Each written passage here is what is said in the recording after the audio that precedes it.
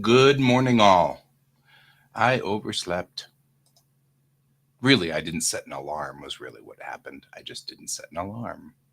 Thinking, oh, yeah, I'm going to bed at midnight. I have to be up at 8. That's no big deal. Midnight to 8? That's 8 hours, right? All's good. What could possibly go wrong? I wake up, I'm like, I feel so refreshed. It's so much better. Look over at the clock. I was supposed to be broadcasting about 45 minutes ago. It's all right. We'll just broadcast all 12.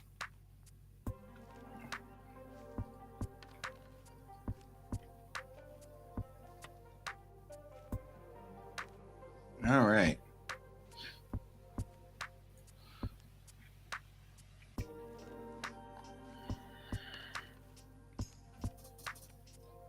Good morning, Colton. Colton, look what has to happen now. This is so sad. I has a sad. But I think I am either starting to get carpal tunnel or something is starting to happen. But it is time, I believe, to start doing this. Whatever is the story, I am starting to get numbness in my hand after drawing for only about 15 minutes. Yeah. So I'm going to wear this now. But I mean, 15 minutes is nothing for us. Like, we can draw for an hour and I shouldn't be getting numbness in 15 minutes. So I'm thinking it's time for me to get a compression brace and brace up my arm when I draw.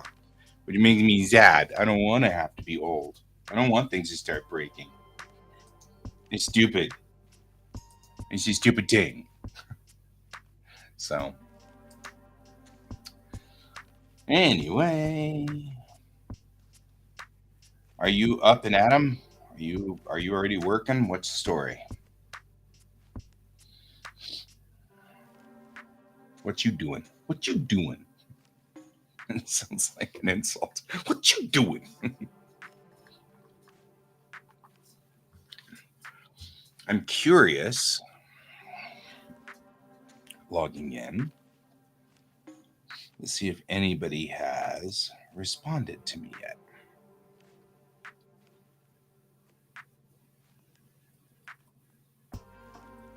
Nobody's responded to me yet. That'd be you, not you.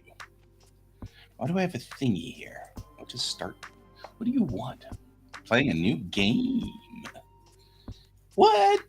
Don't you have work to do? I'm going to make you feel guilty. No, I'm not. Actually, I'm not going to make you feel guilty at all. I slept in. I overslept, so I can't really make you feel too guilty. All right.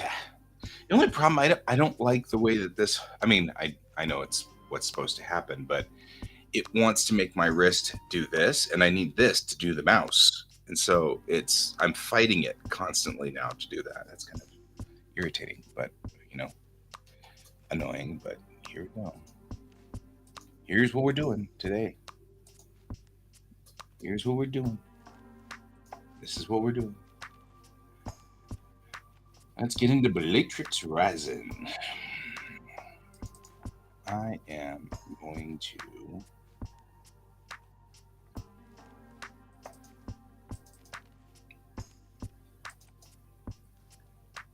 No, well, I mean, you feel free to jump on and talk. That would be fine. But I don't have any. I really, other than snarky commentary, I really don't have any intention of making you feel guilty for taking a break. You worked hard all school year, and you pushed really freaking hard. I'm not going to make fun of you for it.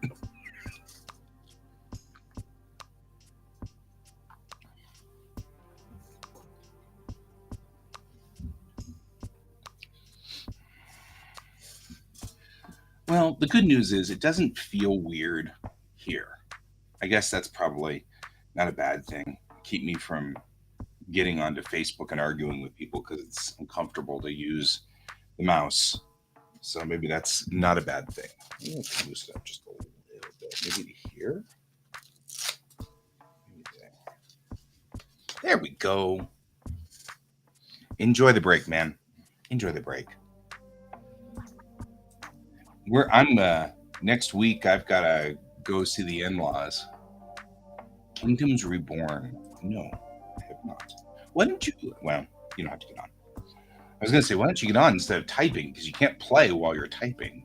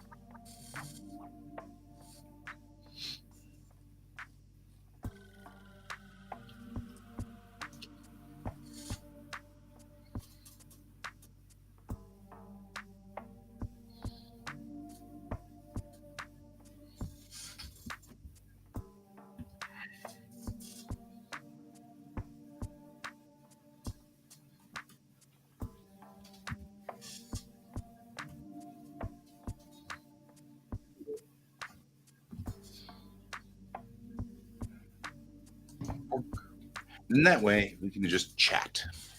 Hello. Hello. How are you today? Can you hear me? Yeah, I hear it. You hear me? Yep, I can hear you. All right. Rain. Turn that down because that's a little louder than I want it to be. Nice. Right? I've been playing this game I found. I was like, this is actually kind of fun. It's Civilization. Civilization? Yeah. You're stuck in Civilization?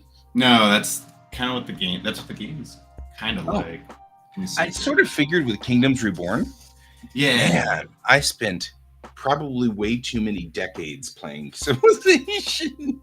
I love Civ. There's no problem with that at all. Let's see. Which I've got no issue with Civ. I actually. So we got into Age of Empires for a while there too because it was multiplayer. Mm-hmm. Oh, I got that was Age of Empires was so fun. I played that a long time, like back in the old days. Right, the really old days, like the early 2000s, right at 2001, 2002. You see that? Oh wow, yeah, it does look like Civ. Yeah, you're building. So I have 2 civilizations right now, 2 encampments. I'm just like messing around with it because it's technically not out yet. It's a beta? Yeah, it's like beta. It's on stream, beta, early release. And they're doing like updates and all that stuff. Like there's like this civilization out here, the Kiji. They actually have, they just released this, the Japanese style, Asian style civilization you build into. Like all the houses just look more. Nice. And it's like Sims did that too. Yeah, then they also have a Viking one where they were in here somewhere. Right there. Or they don't see, but yeah, I guess I see it a little bit. But as you upgrade too, everything else upgrades with it, so it's kind of cool. And you can actually like fight them. Like the fighting's not like it was with Age of Empires, which I liked Age of Empires better. This one's pretty much just like, oh, I want to fight you, conquer diplomacy, blah, blah, blah. You just click it, you drop a few troops on them, and it just sits there and just goes ting, ting, ting, ting. Right. I'm like, all right, so that's definitely not part of the game. Got it. But there is, pretty much what it is like, from what they were, what I gathered recently is if you can build the 6 wonders of the world, you will pretty much win. Yeah. I was like, oh, cool. I feel like that was a Civ thing. All you had to do was put all the wonders of the world in. Yeah. I'm like, oh, kind of a cool idea, cool concept. You're like, I'm going to make the bridge go over here because it looks silly going the other direction. Yes. Oh, something's polluting that river or that. You got some serious pollution going on in that lake. Which one? The one that you're building in? This one? Yeah, look at the dark So that's blue. actually, so Is it saltwater? color changes. So light blue's ocean. This dark blue means it's a river. Oh, That's the river merging into it, which I thought so that it's was saltwater cool. and freshwater. Yeah. The dark blue is freshwater and the light blue is saltwater? Yep. Is there a high tide, low tide? Is that what's going on there? Yes. Sure. Let's go with that. Well, I mean, during high tide, then the little pool fills because there's like a land there. Oh, yeah. That's why I'm like, that's fascinating because it looks like you've actually got like, oh, I actually I see moving water there under that bridge. Yeah, so You just this have little very bit's right here. little I was just isthmus. connecting it because I acquired a second encampment. That makes sense. So it made it easier to put a ferry here so they can come back and forth and just build a bridge. I don't need to build a ferry to my cathedral.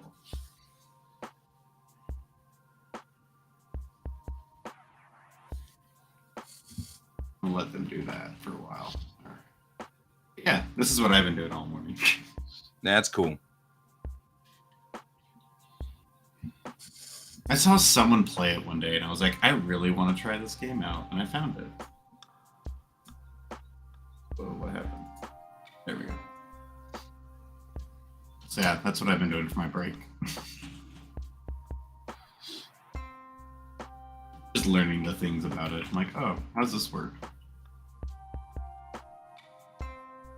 Whoa, why is everybody sick? That's cool.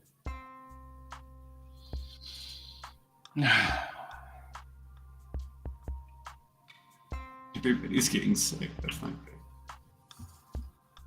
Yeah. It's fun. Yeah, and the cool part is, so like at the beginning, you actually choose where you want to start. It's like all those little provinces and all that. You choose where you start. Each one has its own semi-difficulty. That's kind of cool. That's why I was like, Guy would appreciate this probably. Yeah, that's definitely my style of game. It's weird. I've been playing video games now for literally most of my life. Like the first video games I played were in the late 70s, early 80s sort of thing. Mm-hmm. You know, I was playing on the Atari back in the day. Good old Atari. Yeah, and it's stuff like that. And now I'm looking at it and I'm like, it's so funny. I've gone through all these phases in my life, and I'm curious if the younger generation will go through them too. You know what I mean? Like, will my kid go through all the same phases I went through in the same sort of way? Like I there was a time where I was pretty unbeatable on Samurai Showdown and Street Fighter and all of those. Right. I mean, I was really hard to beat because that's what we did. We'd go to the arcade, dump a bunch of quarters in there, and then kill each other like civilized people in Street Fighter, you know? And so, you know, Street Fighter was the thing, and it was so cool. And then we got to LAN gaming, and once we realized we could wire our PCs together, everything changed, because then we went to Doom, and we were playing multiplayer Doom, and then multiplayer Quake, and then, you know, and stuff like that. All that fun stuff. Yeah. Stream. So, yeah, and so, you know, it was like all of those things, and I went through all these different eras of and hello Sensi. I'm just singing the song. That's tribute to Tina Turner, of course. That's the name of our stream. We don't need another art stream. We don't need another art stream. I gotta admit, Thunderdome was a big deal for me. Because I didn't watch it in the movie theaters. I watched it when it came out on HBO. But like, I remember the first time I saw Thunderdome, I was like, this is like the wildest movie ever, because it was Thunderdome from like Mad Max Beyond Thunderdome. Mad Max? Okay. Yeah. I mean, so I didn't see it until it had been out for 6-8 months, something like that. And Chatton said it. Yep. Oh, we're adding all of the all of the rest of the song in, man. Good job. But that's the thing is like I remember, and what's so weird is I remember Tina Turner being old then. Like we were all commenting on it because of course we were what 16, 17, something like that. So she was ancient because she was like 30 or something. Yeah, you know. And it was like I remember that because I remember like MTV kept talking about Tina Turner making a comeback as a soloist and stuff like that. And I was like, okay, you know, because she was a 70s group singer, and then she came back as a soloist in the 80s. And when she did, she completely revitalized her career and boosted it back up and then now she's a staple of the 80s. You know, you think about 80s music, she's a staple of the 80s music era in a lot of ways, Right. and it's just kind of cool. And so it was sad when she passed. I mean, but it was expected. She was 83. You know, like that's pretty up there, you know. But it is kind of weird now as a 50-year-old looking back at 17-year-old me, looking at 30-year-old Tina Turner and going, man, she's old. You know, and I'm like, boy, I was an arrogant little twerp, wasn't I? That wasn't very nice. Right? It was like, how base could you get there, guy? How base could you get? Oh, that's funny. Yeah, so I don't know. It's life, right? We all have to figure out what to do with life. All right. I'm going to try to clean this up. Right?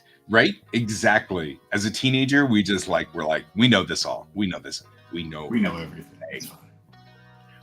We were so sure of the world.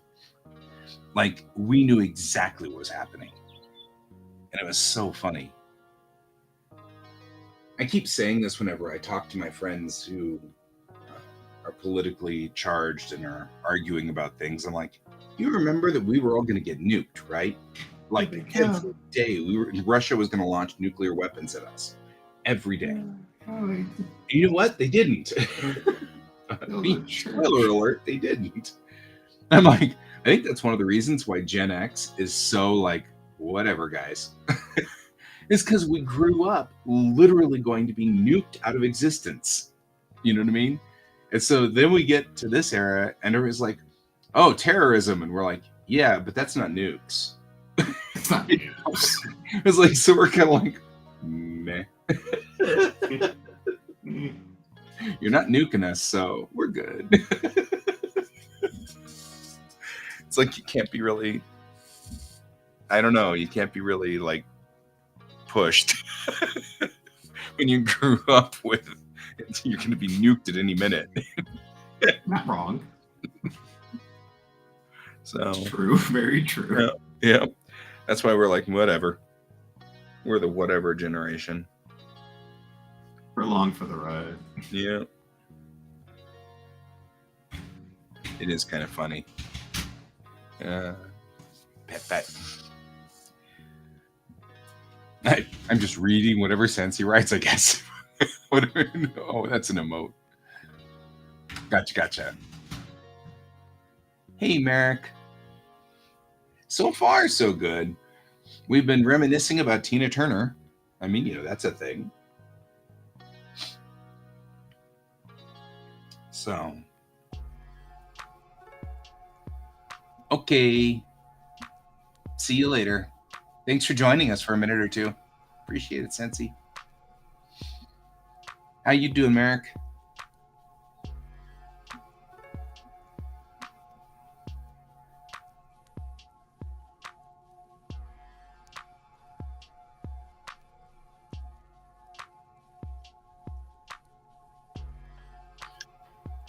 That's good.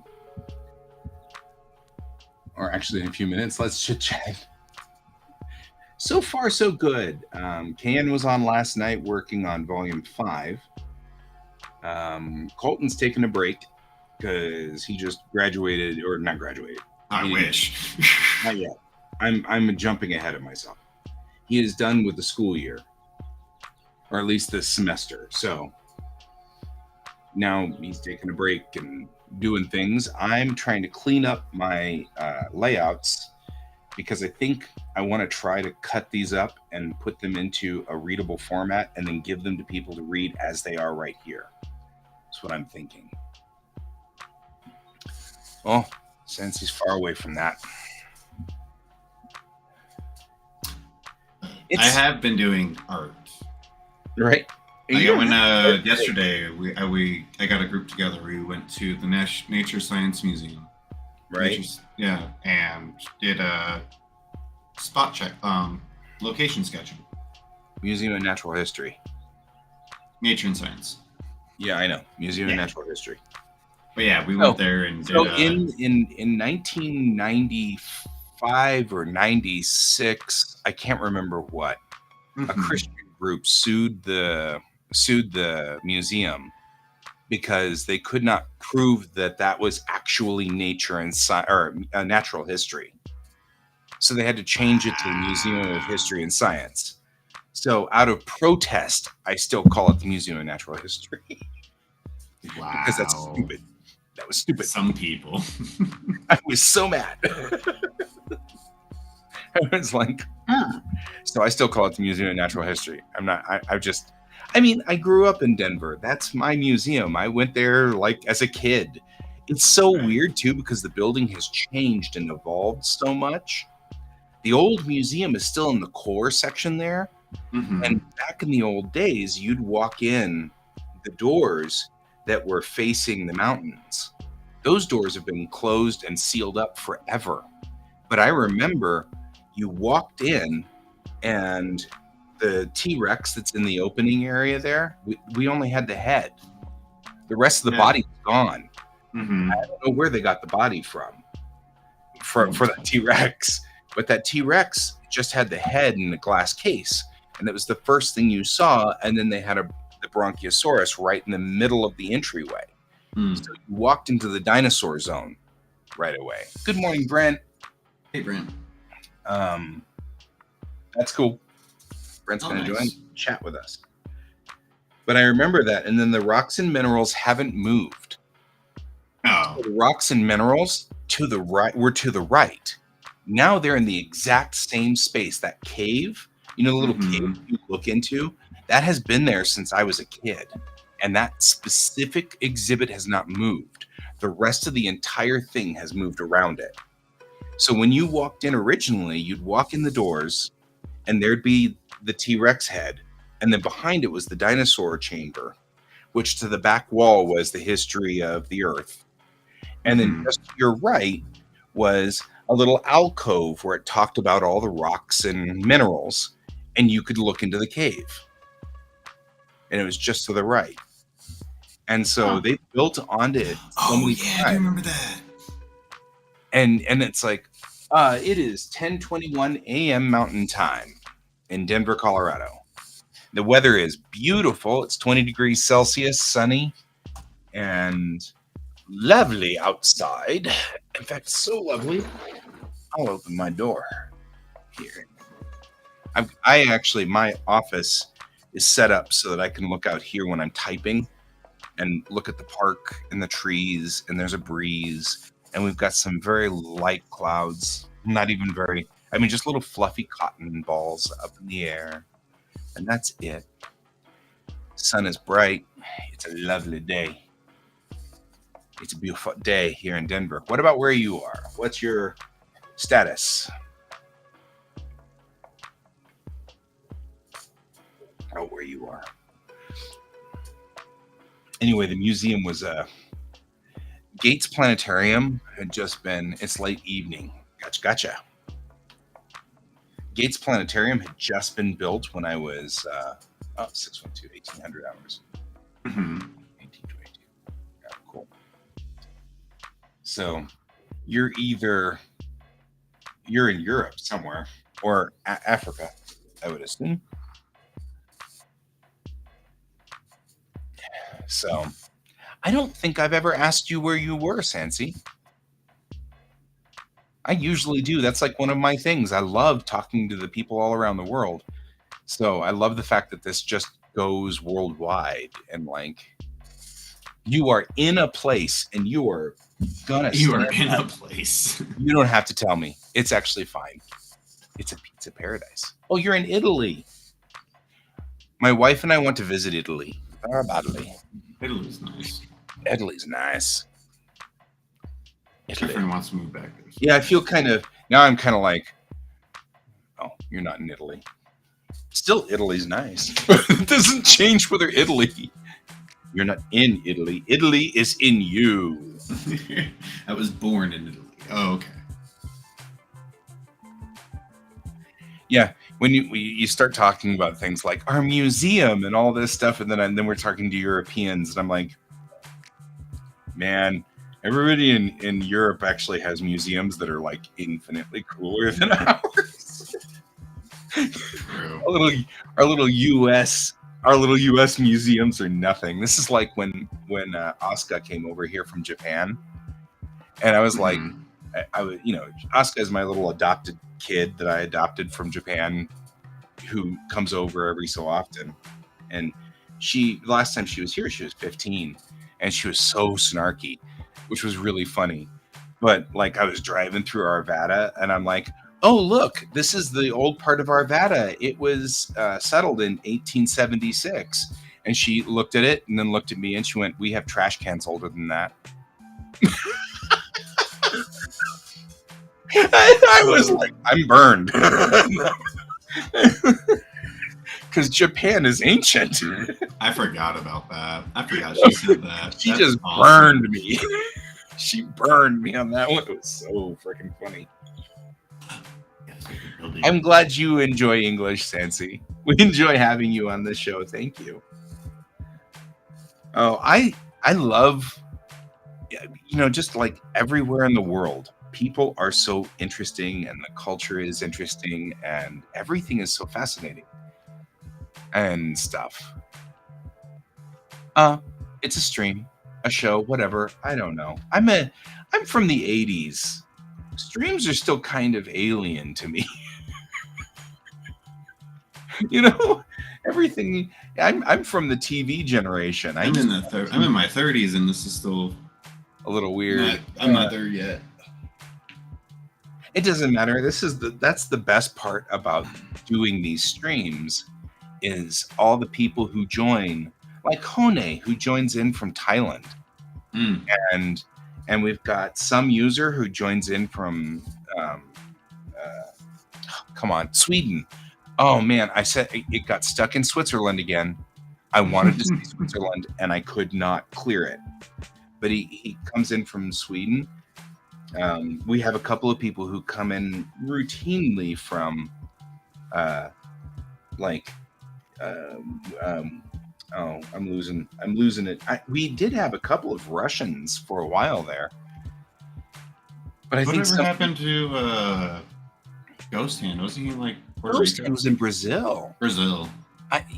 So Ghost Hand was a dentist, and when he was on our streams, he was between jobs, and he wasn't and then he got a job, and once he got a job, I mean, since Brazil's pretty close to the same time as we are, it was like noon to 2 was the show in Brazil. Mm-hmm. And he was just working. So I think he's just working every day. I mean, that's fair. He was in between jobs. I get it. He really? Okay. Yeah, I mean, he got a job and he's working on people's teeth. That's good. I figure. I prefer to think of it that way because Brazil's kind of dangerous. And so I'd rather think that Ghost Hand, who is such a, hey, yo, cat. True. Hey.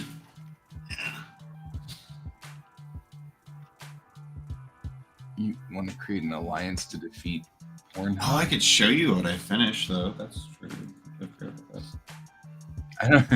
I don't know why we would want to defeat Pornhub. What? Sansy's talking about making an alliance to defeat Pornhub. I'm like, the odds of Okay. that.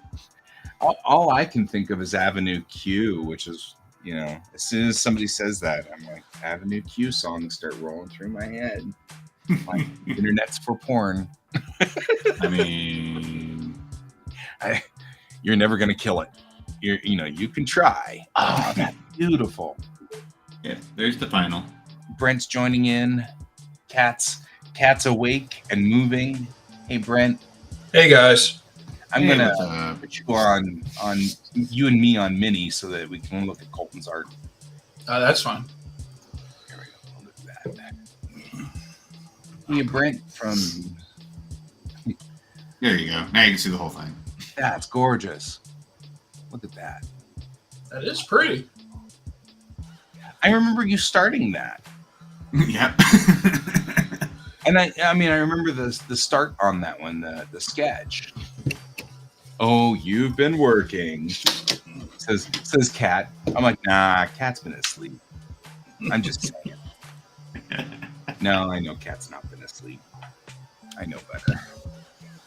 That's pretty cute. That's weird. What is that? Oh. Huh. Interesting. Cool. I just noticed something. I was like, oh, nice. Should have cleaned that up. So it's Nancy and Cat. Merrick, where are you from? Are you still out there, Merrick, or did you go into lurk mode?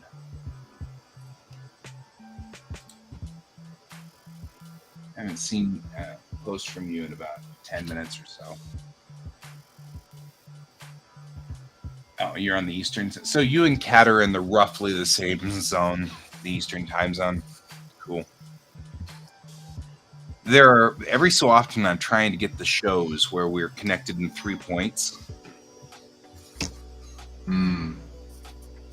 Oh, you don't see her messages in chat? Oh, you mean why? Because she's got the Twitch icon? It's because Cat's coming through on my Twitch, which is at GS Davis Art. So that's why. There are 2 Twitch channels we're broadcasting on simultaneously. Cans. Oh, that makes so much more sense now. It's all connected.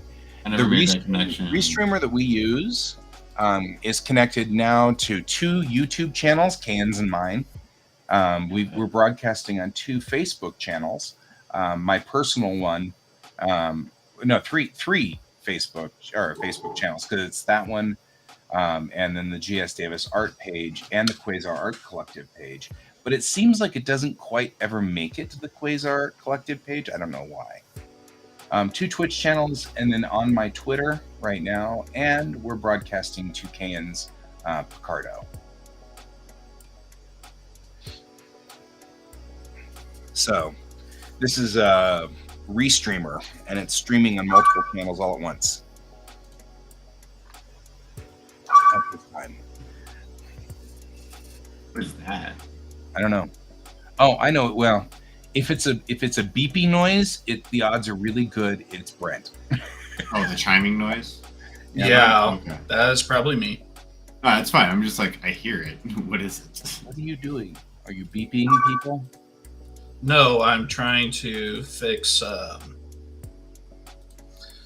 my home or my layout for my LCARS panel. Gotcha. Yeah. Cool. Coolness. And the app keeps crashing on it, so it'll just beep at me. All right. It's just fine. That is totally cool. You don't have to quelch it or anything like that. It's fine. Yeah, that's Sansi. It's so funny being a kid of the early internet, back when I used to use NCFTP and all of those things to do, we had commands like CTCP pings, which, by the way, it is horribly useful to know some of the old internet codes. It is seriously useful.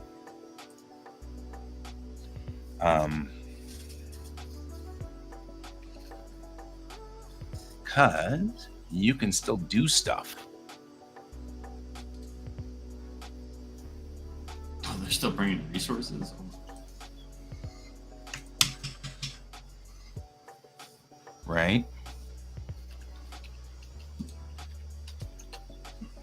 Why aren't you working? I can invite up to 10 people. Let's not do that. I like how we're overlaid.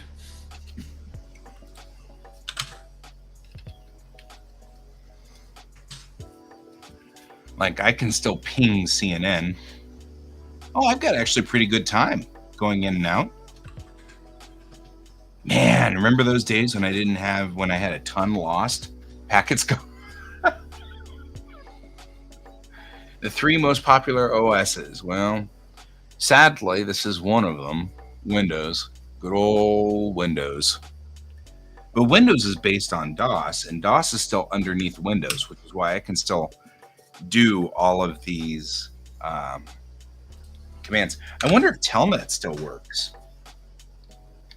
Telnet? Yes, it does.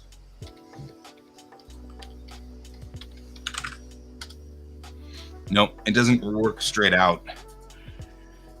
It's not recognizing it as an operable command. Windows XP. You're with Windows 11, so am I. I would say that probably Apple's OS 8 is it OS 8 or is it OS X or whatever it is now? OS whatever you are now. iOS. iOS is 1, yeah. And then Linux would be the 3rd, yeah? Yeah. Those would be our big 3. The Penguin itself.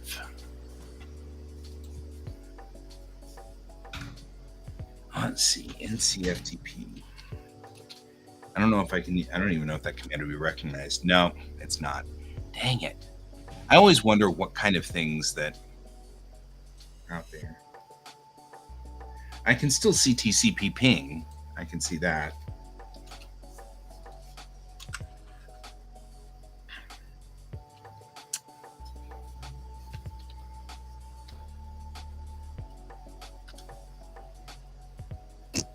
I'm even getting some pretty good speed for a ping out and ping back to NHK in Japan.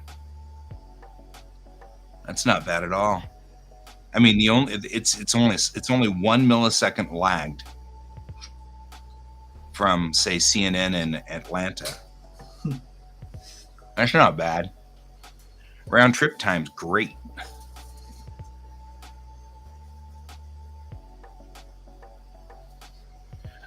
Well, yes and no. I mean, I'm running a command prompt here, and I'm still getting. These are all Telnet commands from back in the 90s. I'm amazed that I still remember them. Running Telnet and stuff like that, and just trying to get all the. Man, I lived and breathed that early internet. Oh man, it was so good. Oh, you mean booting just the DOS? Yeah, you can't do that anymore. You're right. You are correct. You can't boot to DOS mode anymore. It's kind of a bummer. Makes me sad. But at least I can still pull up the DOS prompt if I really get cranky with my machine, which I have done more than once. Yeah, I mean, but it's isn't that like? I mean, we can force it, can't we?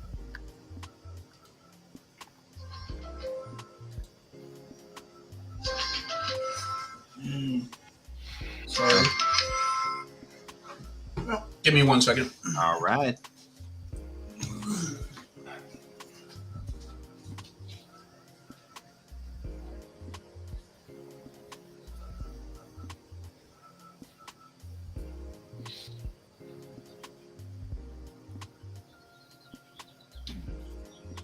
Level. Oh, Unless we spam Microsoft's email.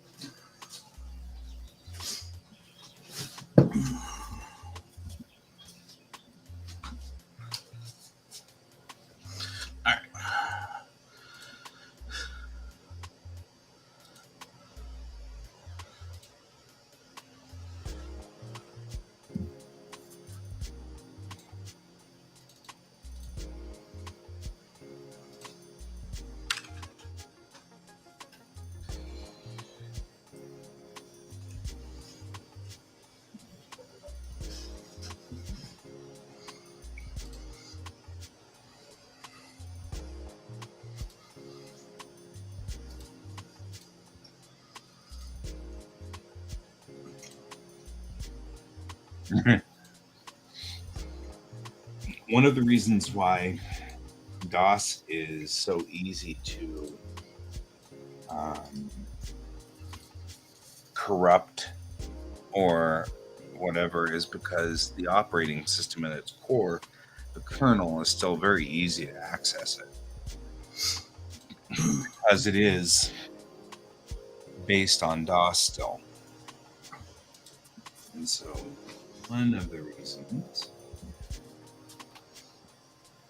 that it's easily corruptible. That people have been working in MS-DOS since 1984? 85? When did that come out? 84, 85? Back then I was still using Tandy computers.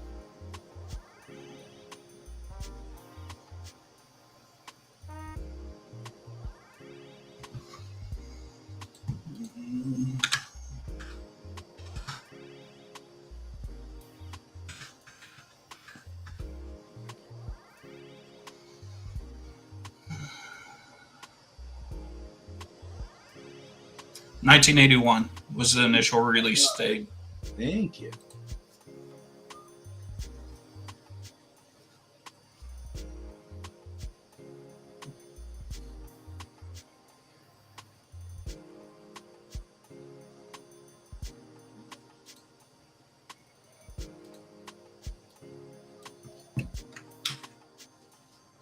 I'm laughing because it's like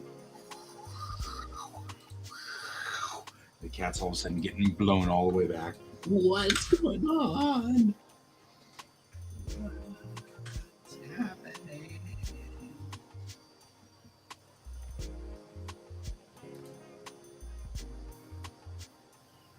All right.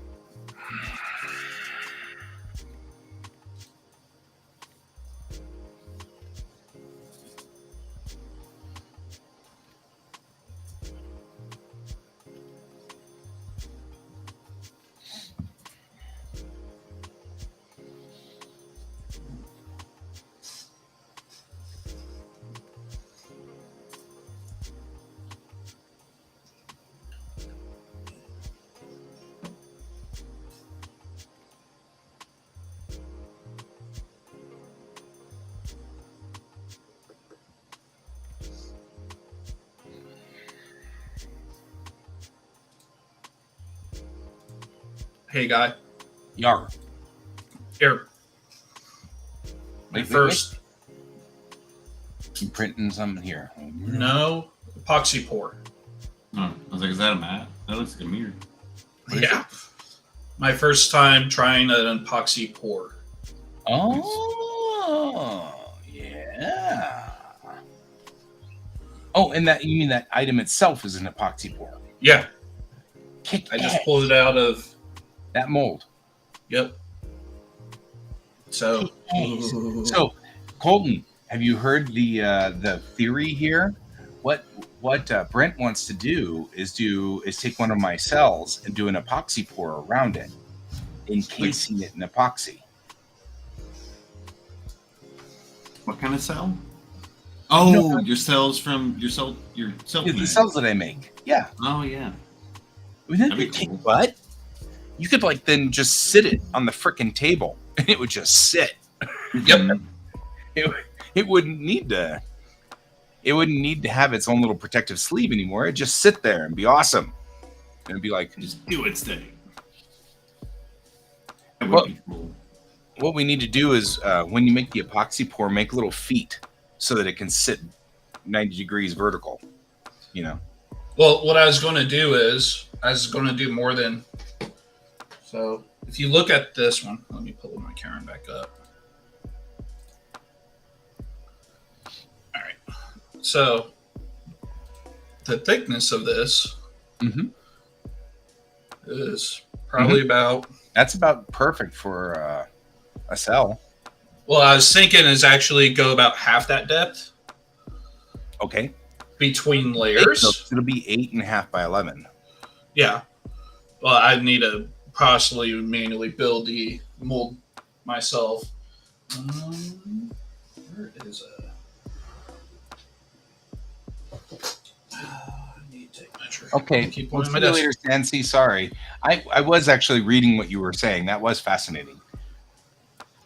So, um, just kind of like scale reference, Yep. little dice, Mhm. but go about halfway between each layer, Yep. and be clear, like a black layer, and then do a cell on top, and then fill it up about that high. That'd be the from the base. Then put the cell on the base, and then like a second layer cell here at that height. So it'd be a little bit thicker. It'd be about that thick total. Right. That way, you Depending get on that 3D effect. yeah. Because if you look, like even if I were to just move my camera, Then it even was fine. yeah,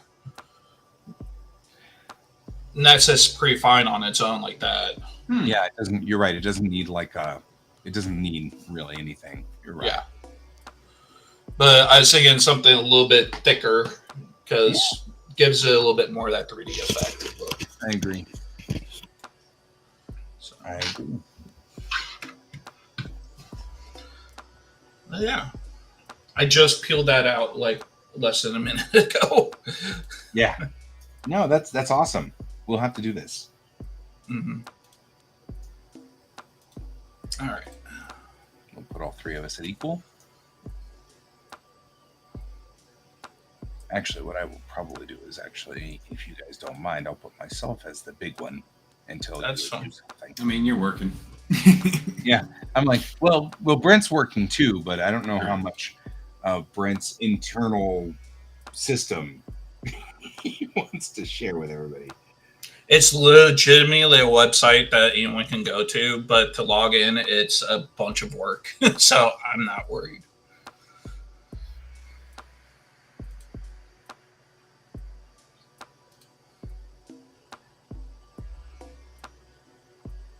There's the option I was looking for.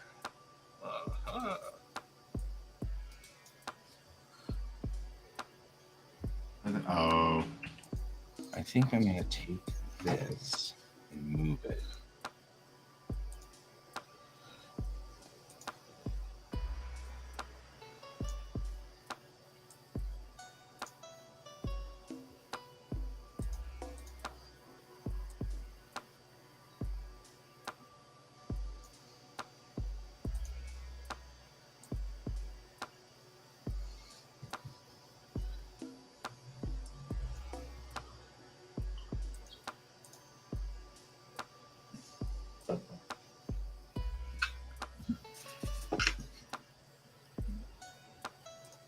And then I can put this here on this page.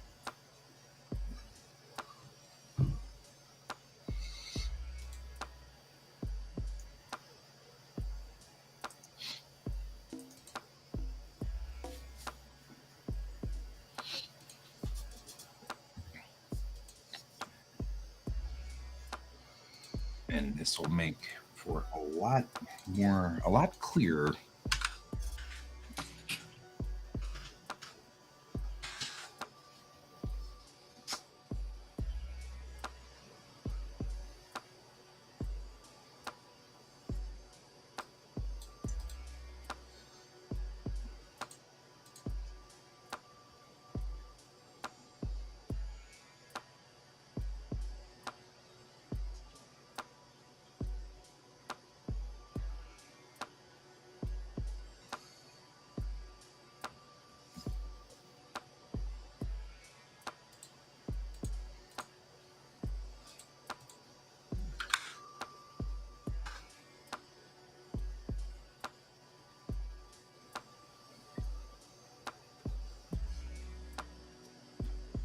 Probably should have Max flying through the air. Poor Max.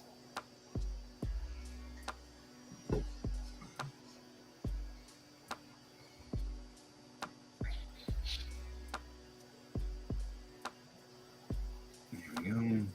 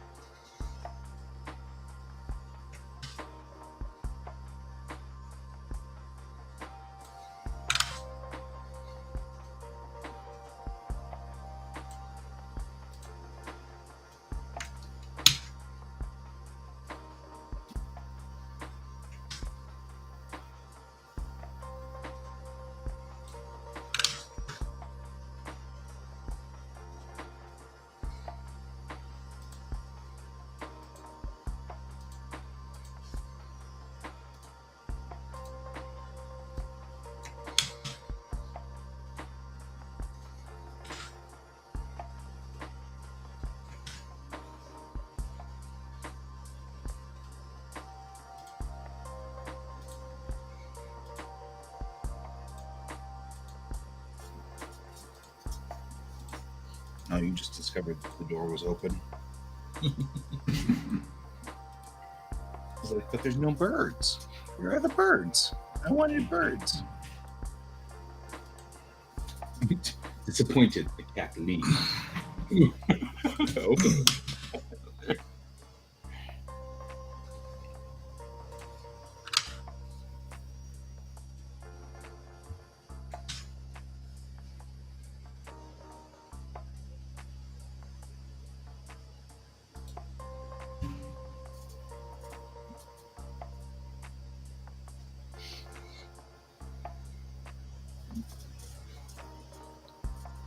I'm gonna get more coffee. Yeah, I'm going to need more coffee here in a minute. I can already tell. It is definitely a 2-cup coffee morning. Oof.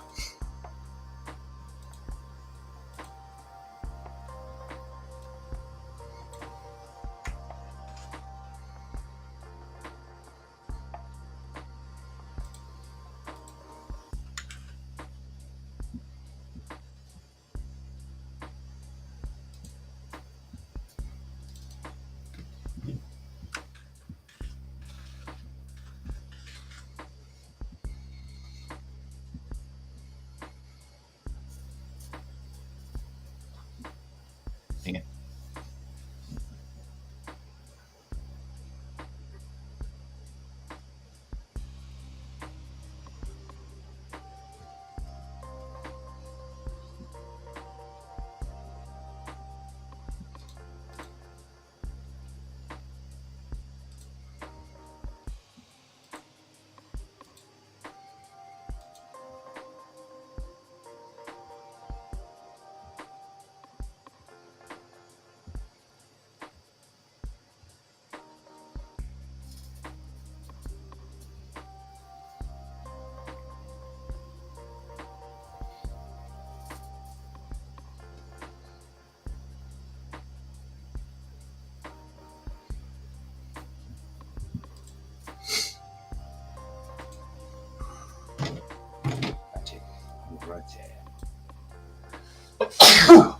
Orange Excuse juice.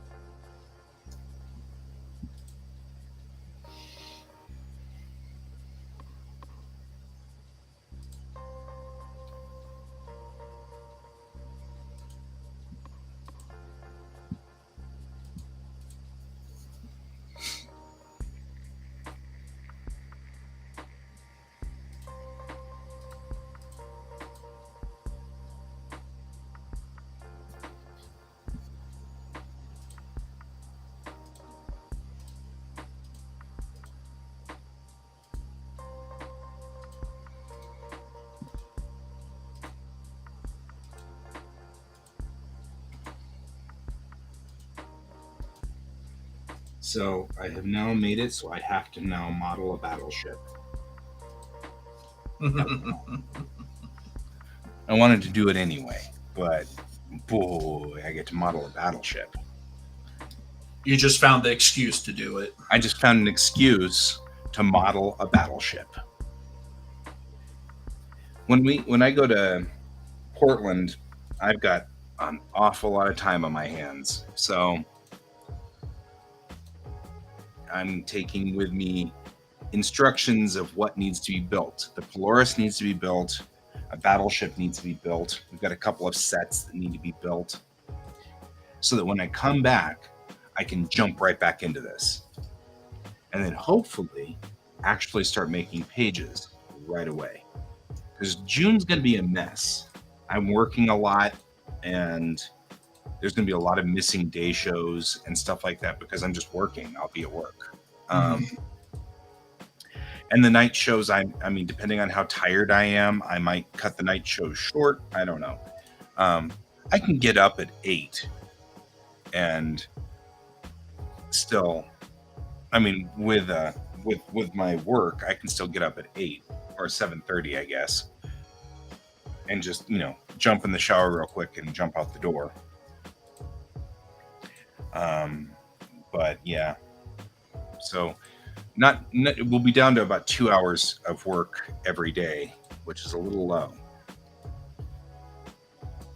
So I'm just kind of like looking and making sure that everything I've got is pretty straight up and ready to go, so that when we get back, it can just be just page after page after page if I can. And that's the battle plan. Besides, when the problem I've got is like Daz Studio doesn't talk to itself. So like the Daz Studio that's on here isn't connected to the Daz Studio over there, even though I have to log into a server every time I run Daz Studio. Mm-hmm. You know, it's all about protecting their IP, not giving me anything beneficial. So it won't, since they don't talk to each other, I can't build sets and things like that in Daz Studio, because then it won't save them in a place that's uniform.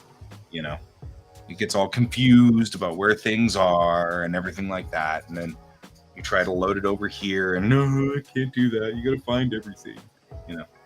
Mm-hmm. And it's actually kind of frustrating because I can save all of the pieces on the OneDrive, but the OneDrive's physical location is different between the two machines.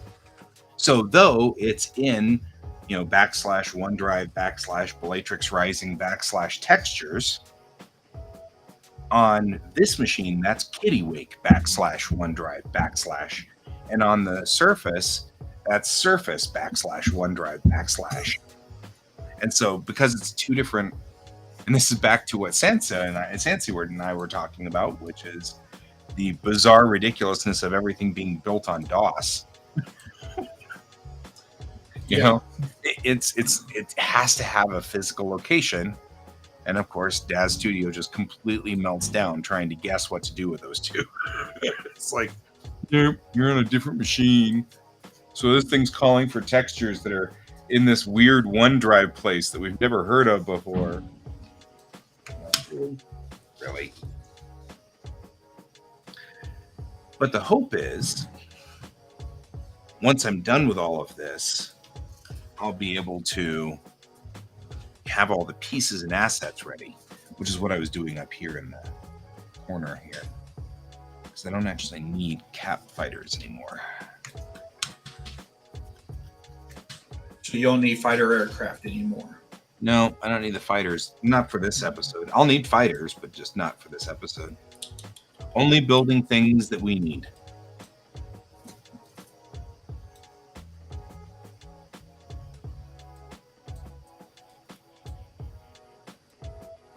And it doesn't look like we'll need that. Do you need the bridge? We've got the bridge. And then this is wastelands. More wastelands.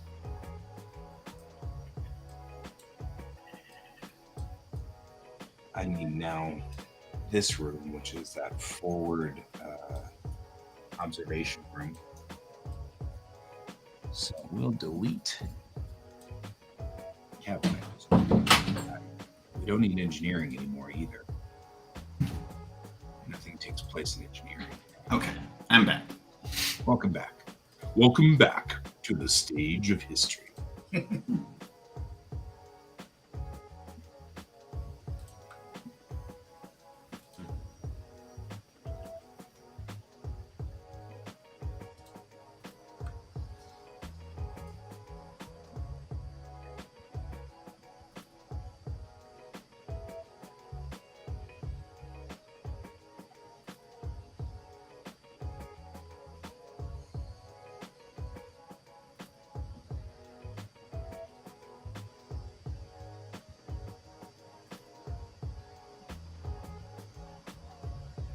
That's that front observation room. I need to worry about that up here now. I've written it down there.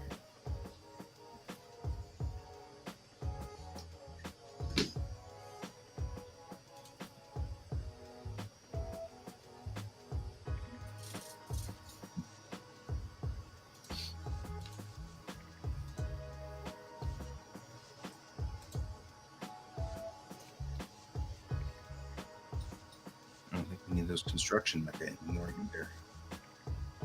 Not for here. We need it on 2 though, don't we? Yeah, we need it for 2. That's fine. We don't need it for 3, but we need it for 2.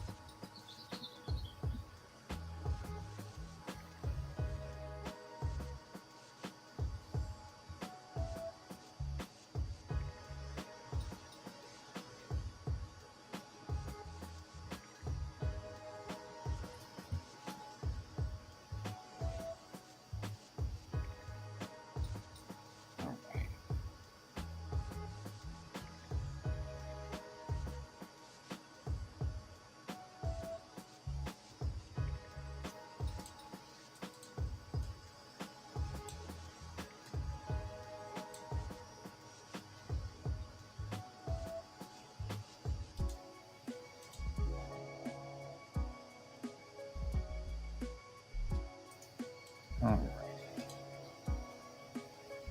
Ooh, it's getting built.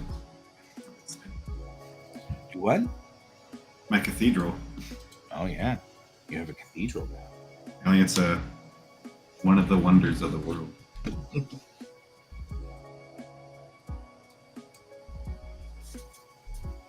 All right.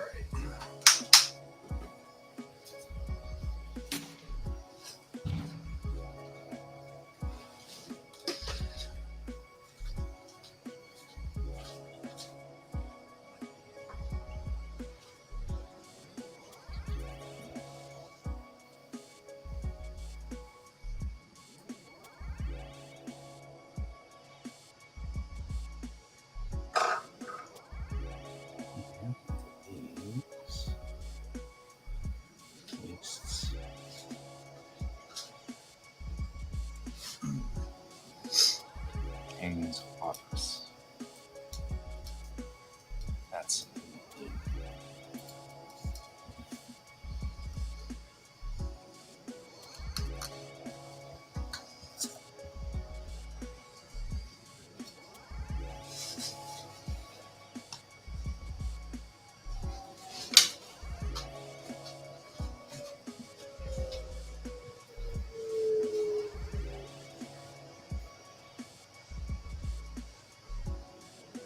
pilot house, medical, pilot house. King's office. That's right. Landing ramp. I've got that. The wastes.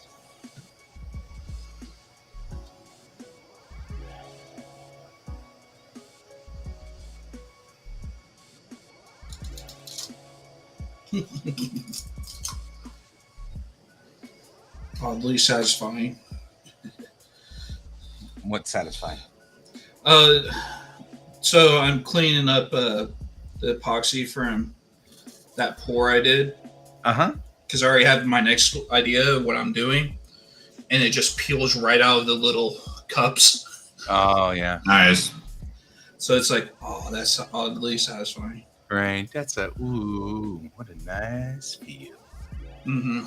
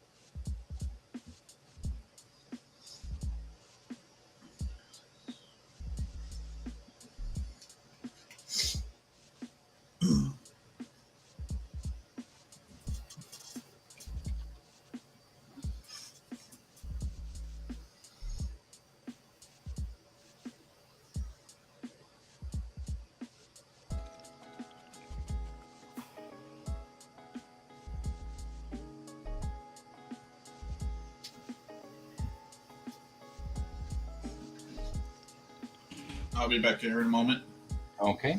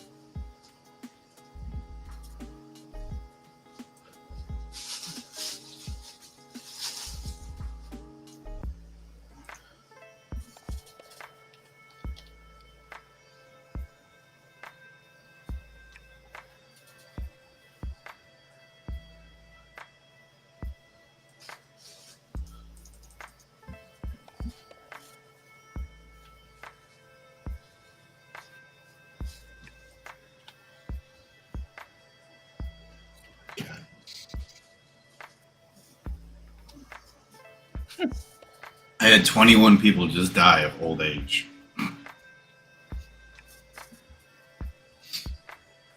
21, just randomly. Well, it's so at the end of every year you get a update on like everything. Mm-hmm. And said out of everybody that's within your communities, 21 people died this year of old age. Everybody else has died of. I only had one other person die of sickness. Like, more people are dying.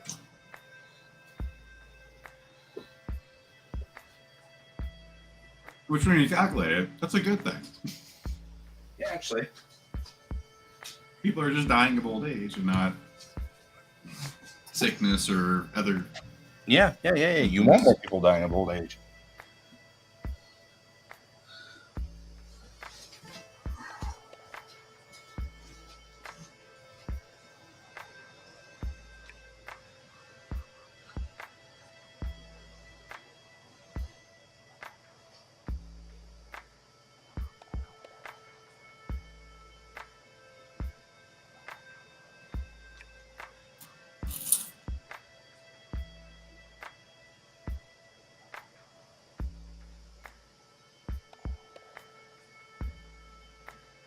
There we go. I had to deselect my tablet. I'm realizing how many times I reach over to the keyboard to push buttons, and one of them is deselect. I'll select something and then move it, and then I'll need to deselect it. Well, all of these controls on the left side are already taken up. So I've got still 8 more buttons to the right that I don't use. And I'm like, I might as well use them. You know? Yeah. So now I've got deselect, which should work in theory. Or not. Instead, it opened up the thingy. Why did you do that?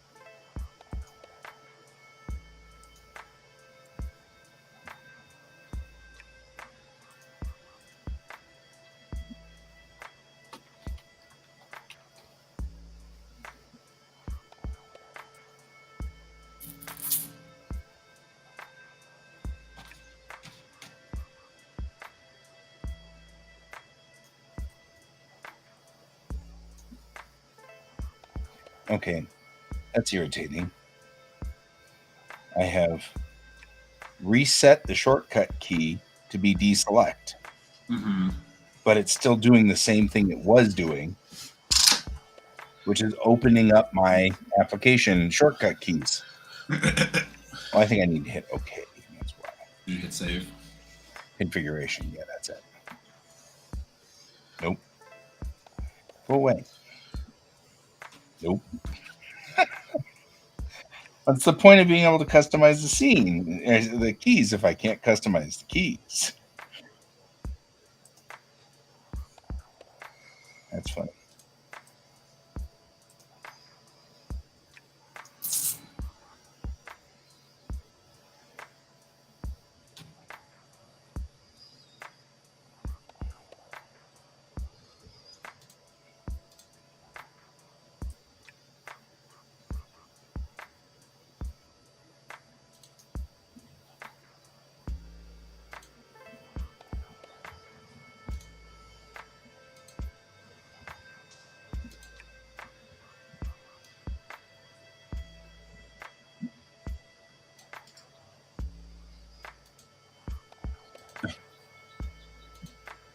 Well, now I'm getting kind of annoyed because it was funny for a while there, but now I'm starting to get the really aggravating, annoyed thing that's still lurking.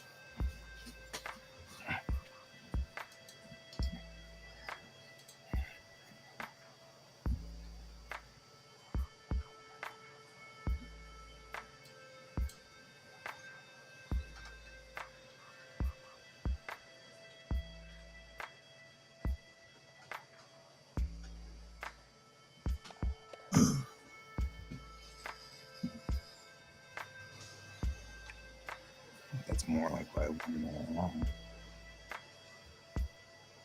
I have always had a problem with pen pressure being. What do you mean? Like keeping? It will do things like you be drawing along like this, and then it does this. I hate that with pen pressure. You know, so I'm trying to make it because I've stopped using pen pressure for anything because I can't get it to not do something even like this. And now I think I figured it out. And is it just the tool or yeah, it's pressure settings. I think I've had the pressure settings set like this for so long that that's what's happening is nothing, nothing, nothing, and then everything. And it needs to be this. That's what it needs to be.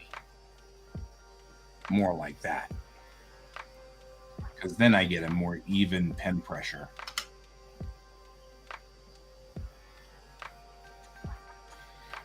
Nice. So I'm actually maybe even less dramatic, maybe just straight up. Yeah, that's what I'm looking for. Look at that. I can make it work. I should just leave it flat. Don't maybe just a hair of bias down towards this side, but just a hair of bias. Not a lot.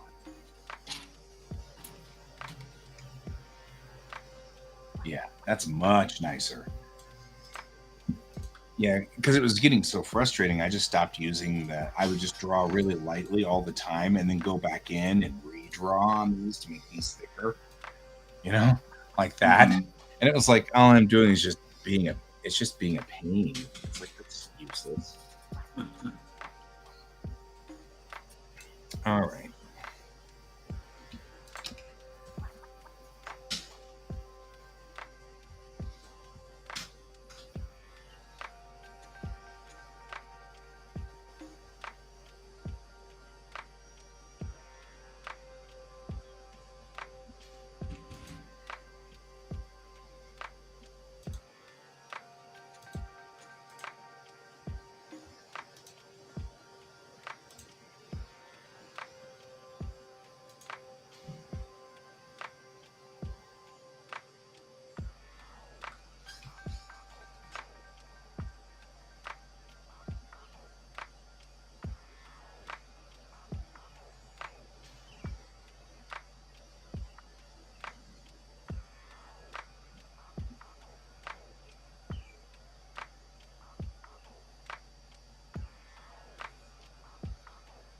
Hotel service. What does that mean?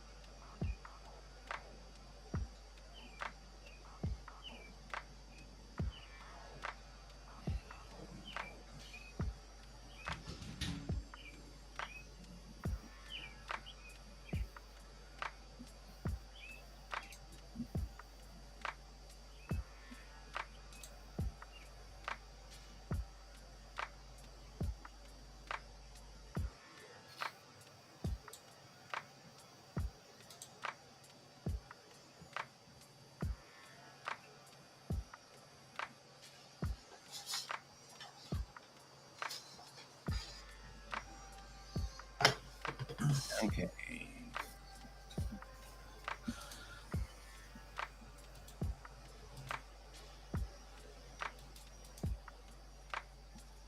Alrighty. Chang enters the bridge. Says, what do we have? No, she can say sit rep. I like sit rep. Sit rep. Signal, sir. Gravitics. What do we have? Gravitics says, looks like 2 Cyclone class Commonwealth destroyers. Inbound, heavy gravity push. ETA 30 hours on the outside.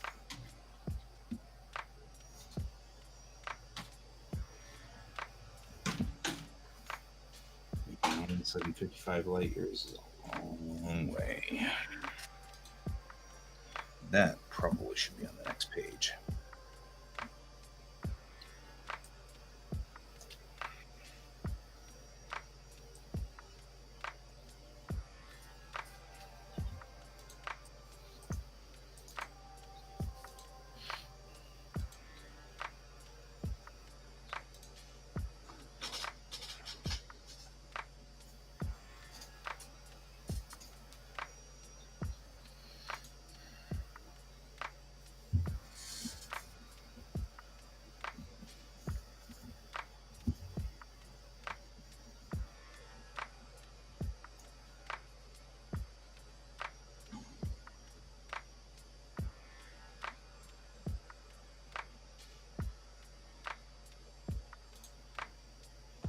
That's better.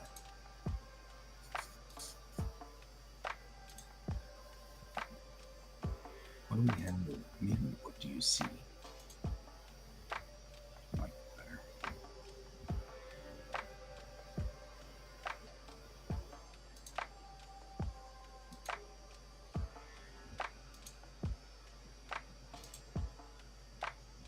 What do you see, Gunny? There we go. Signal, sir. Signal, sir. Gravitics. What do you see, Gunny? Looks like 2 Cyclone class Commonwealth destroyers, skipper. Inbound, heavy gravity push. ETA 30 hours on the outside. Hey, some user. Yeah, I'm working on my storyboards, trying to wrap this up so that we can get this cleaned up and ready to go.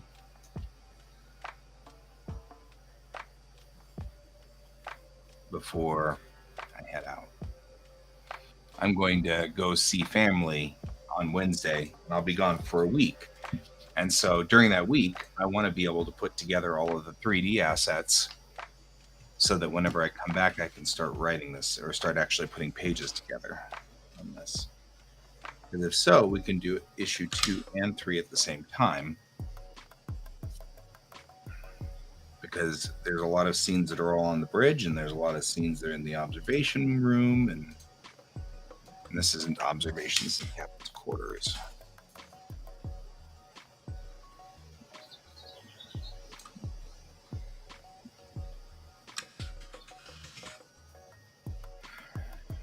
There we go. So I am just cleaning up my language, making sure everything sounds good and solid.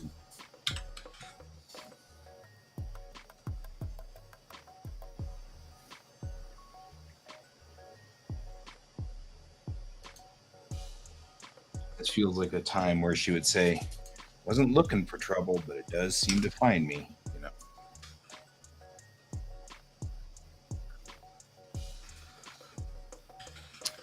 Make some snarky comment about being in trouble.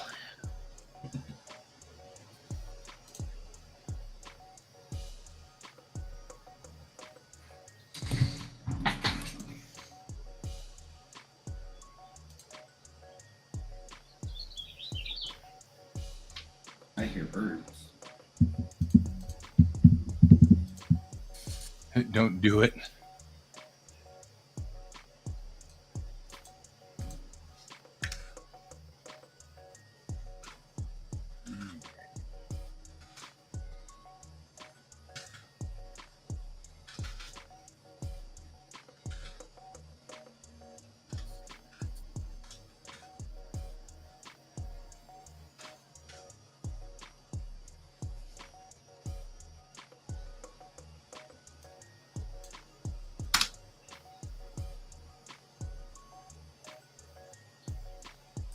think I can actually draw this page out a little bit. I can see it in my head.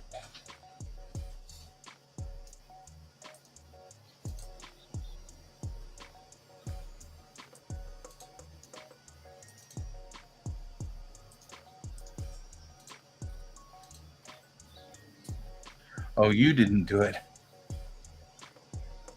Whatever it is, Cat's not responsible for it.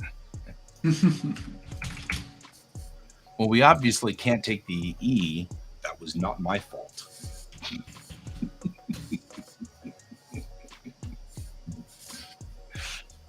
Okay. Sorry, I still get kicked out of that line. Nobody knows what he's talking about. That's the funniest part. That is so awesome. Like, we've all been trying to puzzle over that line and puzzle over that line, and we're poring over episodes of Star Trek, and there's still no idea what he's talking about. I have a feeling it's coming from like the comics or a book or something. There are people poring over those too, and it's just because, yeah, but I don't know. He's talking about something, but we'll find out someday. Metalis did say that he put some things in just expecting that they'd be open-ended and we'd figure it out someday, you know.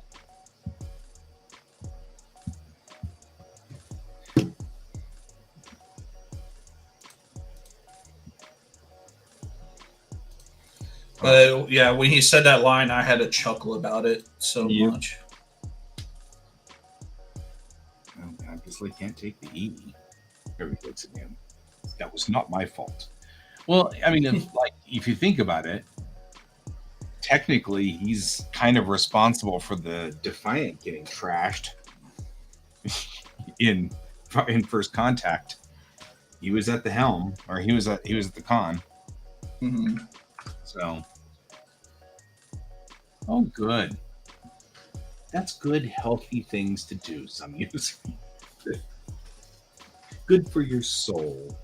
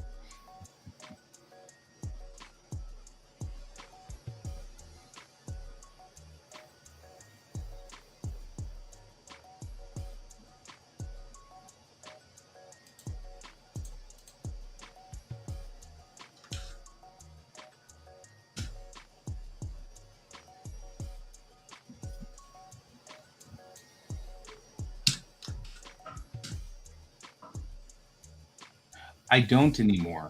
I do have the plastic mount, and I've got paper that's punched, but that's all I've got. I don't have the actual 3-hole puncher anymore that worked for it, which is a bummer because they are expensive. They're brutally expensive.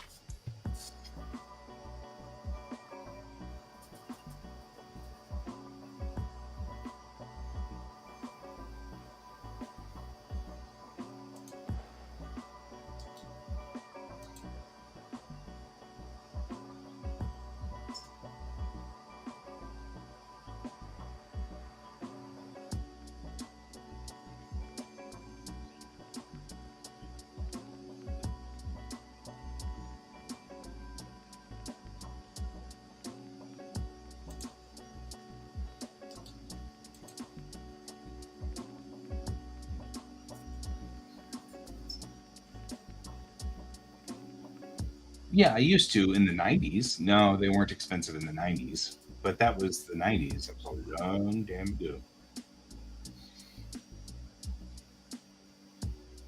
Long time ago in another dimension.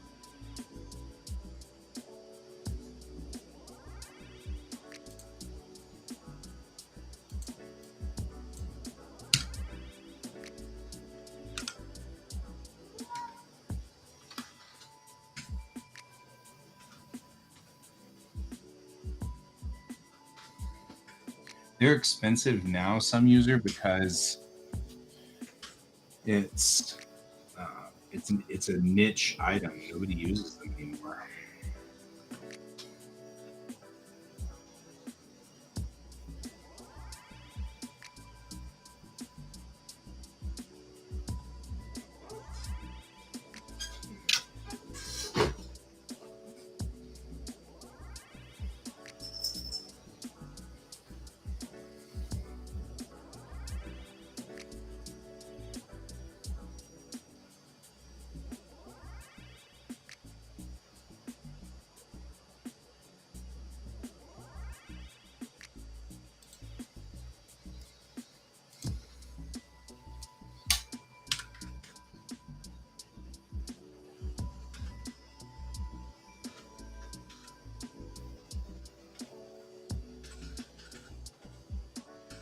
Not anymore.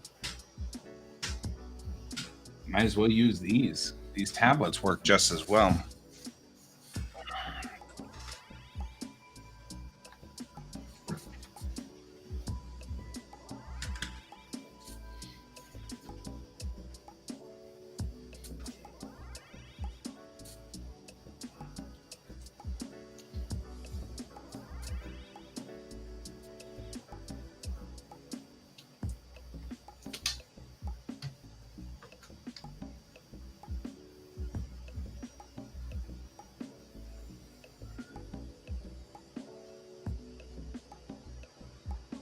As a side note, Japanese industry is a plural, so we use does for that and doesn't.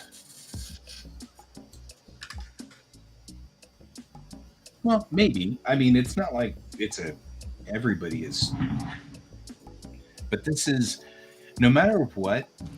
So apparently, I heard recently that somebody started construction on a new building. You're welcome. A new building, and um,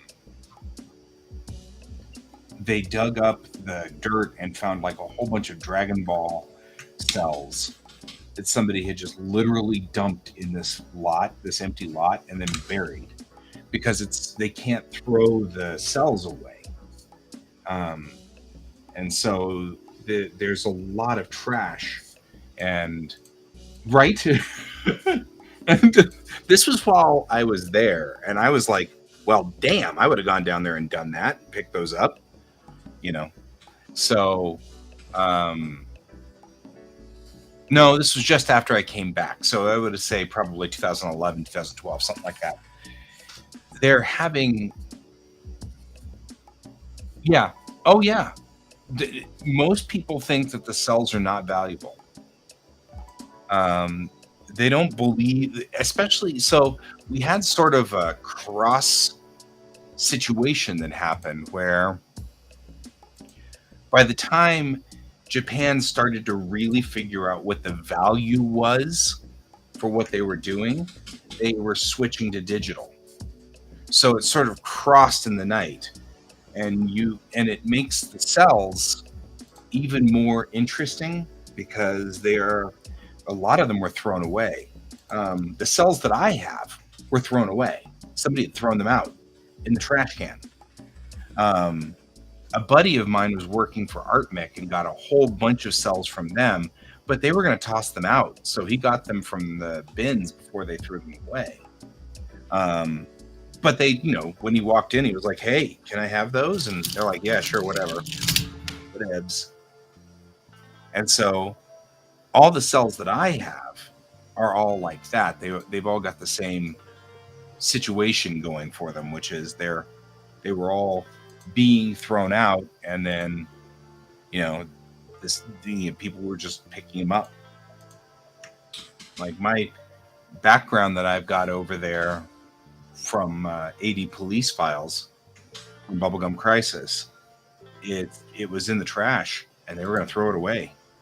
So, but yeah, there were so many cells being made that they couldn't dispose of them. So apparently one of the companies just dumped a ton of Dragon Ball cells into this empty lot and buried it.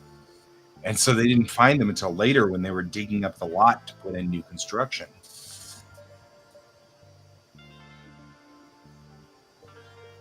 Yeah. Yes. AIC and Art. And so ArtMic did bits and pieces. It's kind of like Gynax. There were pieces and I don't know. It's kind of, but yes.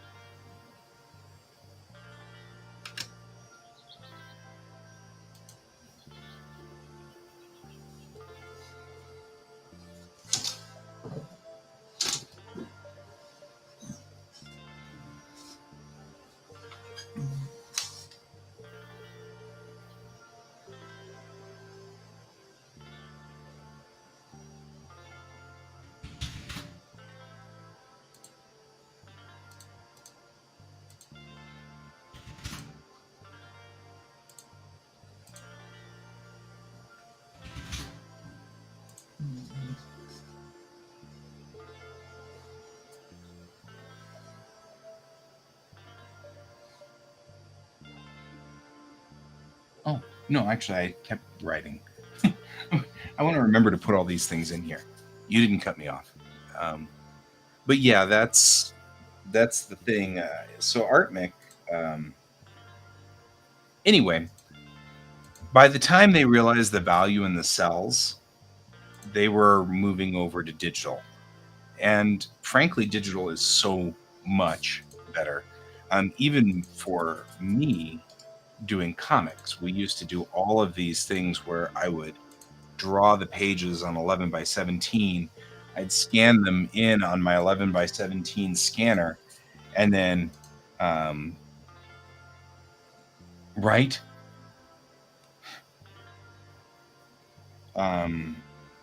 scan them in on my 11 by 17 scanner, and then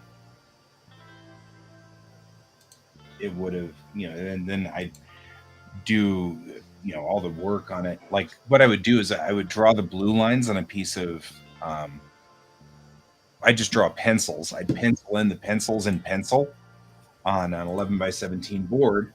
I'd scan that in, take it to Photoshop, clean it up, put in the text, turn it into blue line so that it was a very light blue, print it back out again, ink the thing, scan that in, remove the blue line. You know what I mean? Like those are the steps that I had to do a page.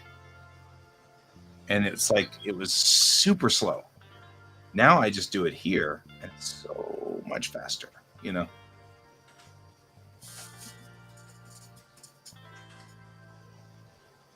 Yes. Well, and my buddies were Americans working in the industry. So as the the as the story goes, they were often no one knew what to do with them. So they had free run to run around the entire building because nobody wanted to tell them not to, which I find funny in a lot of ways. It's like, wait, so you just didn't tell them to stop? Nope. Okay. So they were, it was, they just go to the trash bins and they'd be like, hey, can I take these? And they were like, the foreigner's talking to me. Yes, do whatever. Oh my God.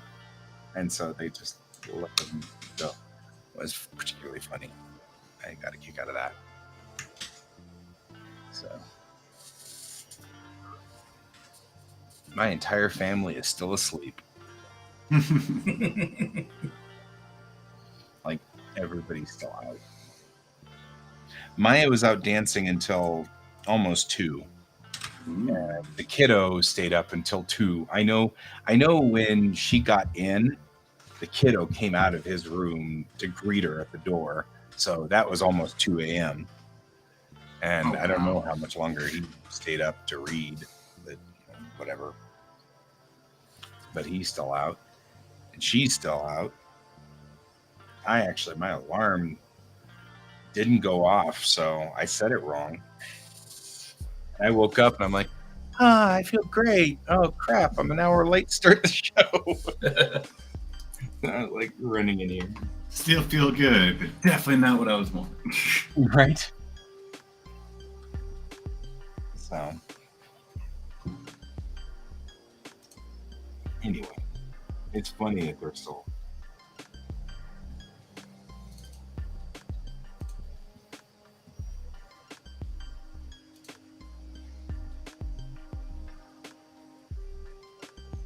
All right. Sit rep contacts, sir. Gravityx, what do you see? Looks like Commonwealth. 2 Cyclone class DDs. Inbound. Heavy gravity. I get 30 hours to arrival. Doesn't matter what heavy gravity means necessarily for them. It just means that they're pushing hard. So you can read that without needing to know the technology behind it, and that seems reasonable.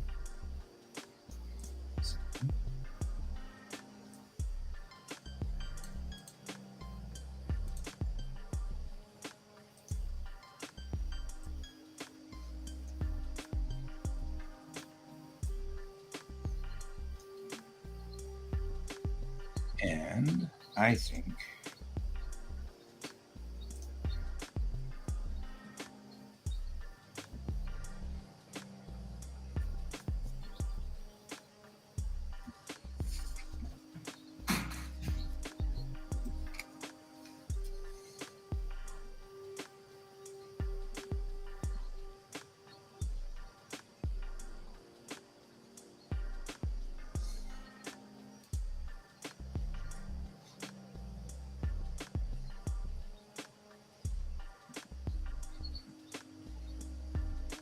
well, there's the other shoe.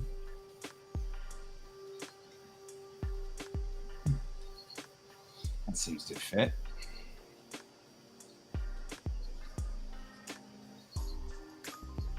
That's a big shoe.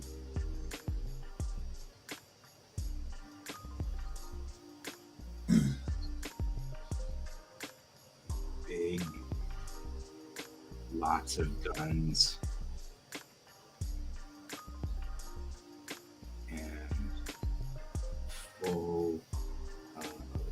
Angry unhappiness.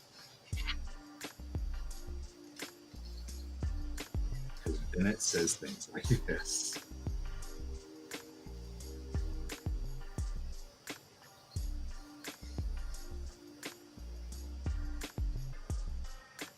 Unhappy shoe.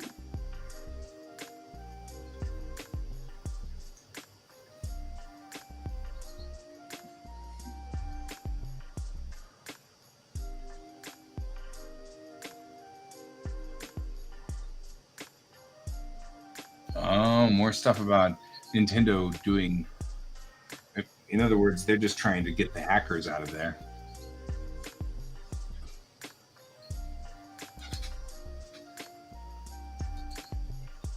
So, some user This is something very specific about Japan. Japan's an island, and so What? it's very, very critical that they deal with trash really religiously. They've got moeru gomi and moenai gomi, which is burnable and non-burnable. And then they've got bottles and wait, what was the yellow one? Yellow was something. I can't remember what yellow was. Cans. I think yellow was cans. So Something like that. the bags were color coded. If you could burn it, you put it in the red bags. If you couldn't burn it, you put it in the blue bags. If it was bottles, it went in the green bags. The yellow bags were cans.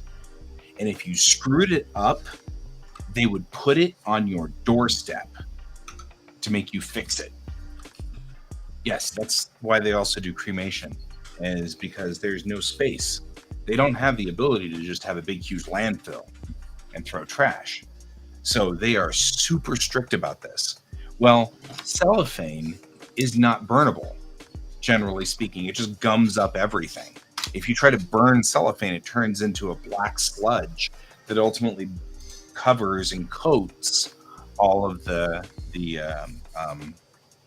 burning things, the torches in your recycler.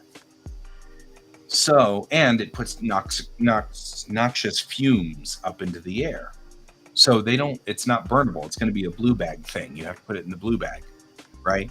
Well, if you have too many things that are in those blue bags, then the government starts to get mad at you for it because you're piling crap up that they can't deal with. They can't handle it. They can't put it somewhere.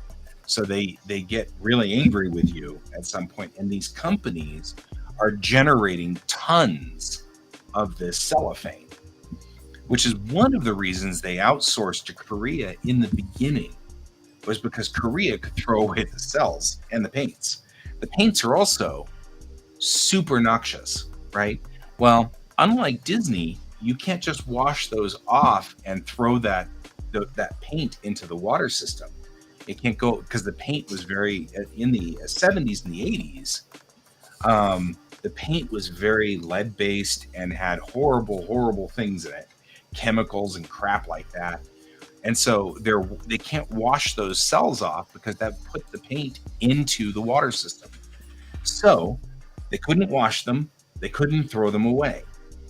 So now what you have is they have to hide them, which is why it was sad that they didn't come around to realizing there was a secondary market on those cells, because they could have shipped them over here and people would have bought them and given them $1 gajillion.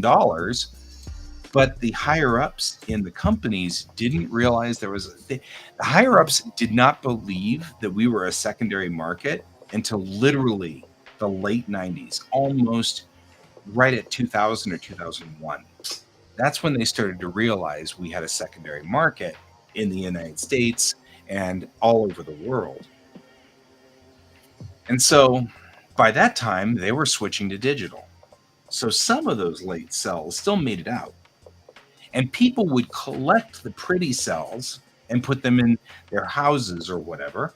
And those then would make it to a secondary market later on. But they were super rare, super rare. And so it was very difficult to get them. So what happened was in the middle 90s, people from here who already knew that there was a secondary market because they went to the conventions and saw them at the conventions would go to Japan, get a job with ArtMic, and all they had to do was just clean this cellophane, get the fingerprints off, and that was their whole job or whatever. And that was their job during the day. And at night, they would go rescue cells from the trash. And they'd go dumpster diving effectively and loading up their houses with cells. And they'd ship those back here, and then people would sell them at conventions. But it took too long for the companies to realize that there was a secondary market. By the time they caught on to that, because the thing is that people don't realize that by the mid 90s, the anime industry in Japan was dying. It was about gone. It was totally dying. And it was because it was too expensive to make them. They couldn't deal with all of the the ways of handling things, and people weren't paying enough money for them. They had thrown a couple of shows over to America, and they were selling them for dirt cheap, which is one of the reasons why you got Voltron and Robotech, was because Robotech, the Harmony Gold went over to Japan and just bought Macross, Southern Cross, and Genesis Climber Most Piata for like peanuts, and then brought them back over here. And then a guy named Carl Masek just rewrote the whole scripts, and then when they dubbed them, they just came up with this story that all three of them were the same show, and they weren't. They were three completely different shows. But it was the 80s and nobody cared, and they got it for dirt cheap, and then they threw it on TV and it became popular as Robotech. And all of a sudden things were starting to change. They did the same thing. They went over, it was who was it? I can't think of it. One of the other companies went over and grabbed Go Lion and Dairuger 15 and one other anime, which I cannot remember, and brought those back, tied them all together, and made Voltron. But it was the same thing. They weren't connected in Japan. They weren't written to be connected. The only thing that was connecting them was Macross, Southern Cross, and Genesis Climber Most Piata were all about transforming robots that you wore. So, like suits. They were all three of those were a spin-off of the Gundam world. So Gundam had mobile suits. You got into them and drove them around like a tank. And so when Gundam got popular, people spawned off of that, and they made transforming Gundams that you could wear. And that's the only thing that connected the three shows that became Robotech. So those three shows became Robotech, and that's why you have confusion between people who are Macross fans and people who are Robotech fans, because Robotech has nothing to do with Macross, and the story of Robotech has nothing to do with the story of Macross. Moreover, after Macross got very popular in Japan and spawned its own set of spin-offs. So there's an entire story arc that goes through Macross, and then there's an entire story arc that goes through Robotech via Macross. And the first 36 episodes are the same to both of those stories. But everything after that's completely different. And that's the thing, and that's why we got anime around the world, was because they were selling them for dirt cheap. Those shows were really cheap. You'd go to Japan and you could buy them for pennies on the dollar, and they were super cheap. And then you bring them back and you'd make a killing on them in Saturday morning cartoons here in America. And then it started spreading through Europe and started spreading through all over the world. And then by the time Japan figured it out,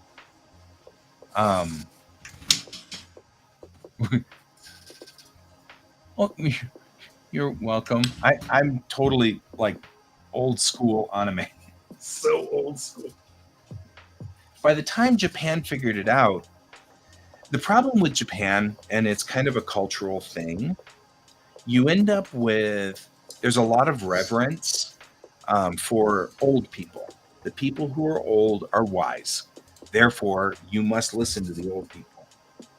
Well, the old people who were in charge of all of these animation companies, they were used to the 50s and the 60s where, thank you.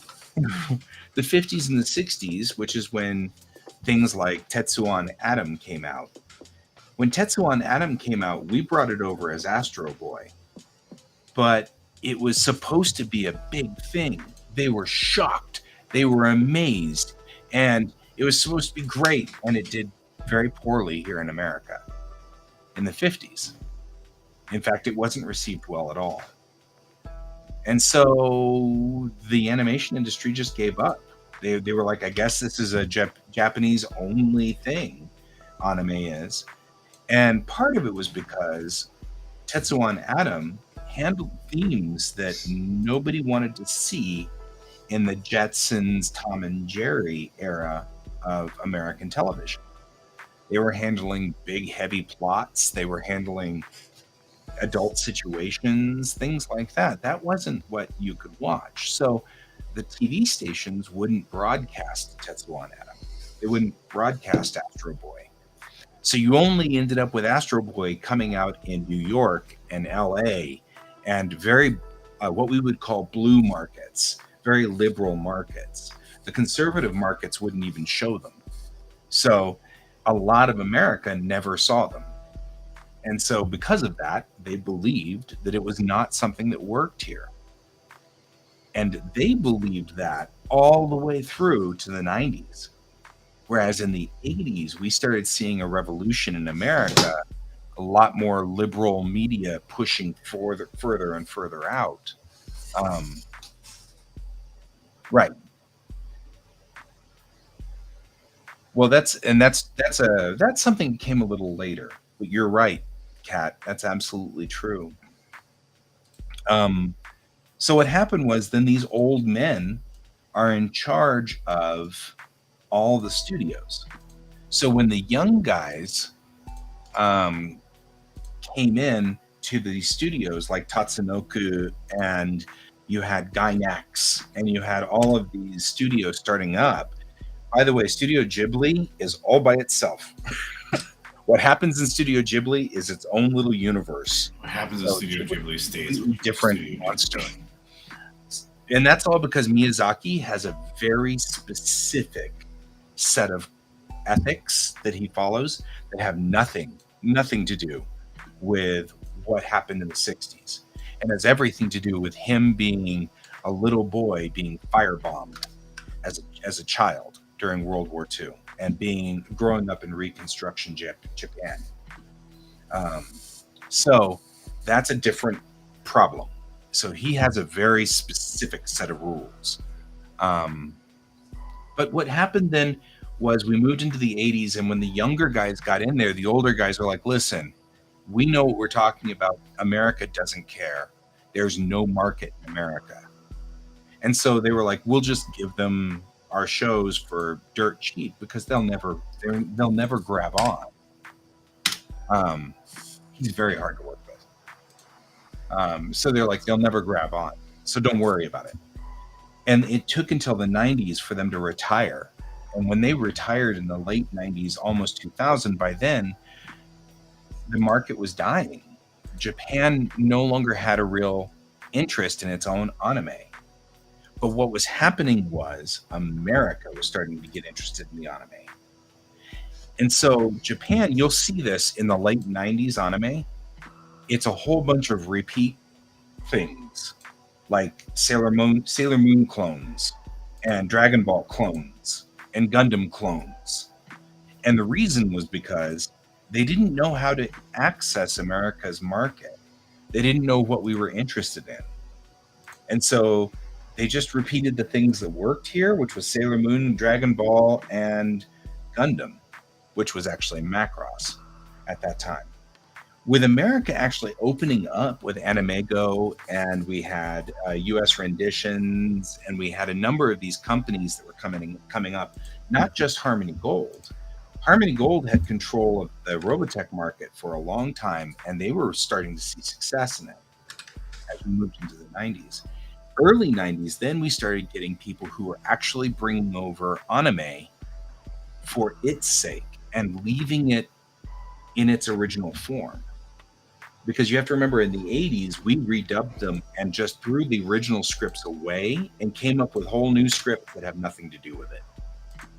Which is one of the reasons why you end up with bizarre scenes in Speed Racer, which was Maha Go Go Go in Japanese, where he just goes, ha, ha, ha, ha, we have to go, ha, ha, ha, ha, ha, because they just wanted to go in there, and his mouth is moving like 20 times. And so they're like, oh, we're going to have him go, ha, and he just laughs all the time. And it's because they couldn't match the mouth movements, and they didn't know, So, and in Speed Racer, he was saying much more varied things. He was saying things that were just that people were looking at going, yeah, kids won't understand that. So they'd edit them. Right, exactly. So then that's the thing is like at that point you end up in the late 90s where now there's a real fandom coming up in America. Like legit people are starting to watch anime in Japanese, and that's unheard of.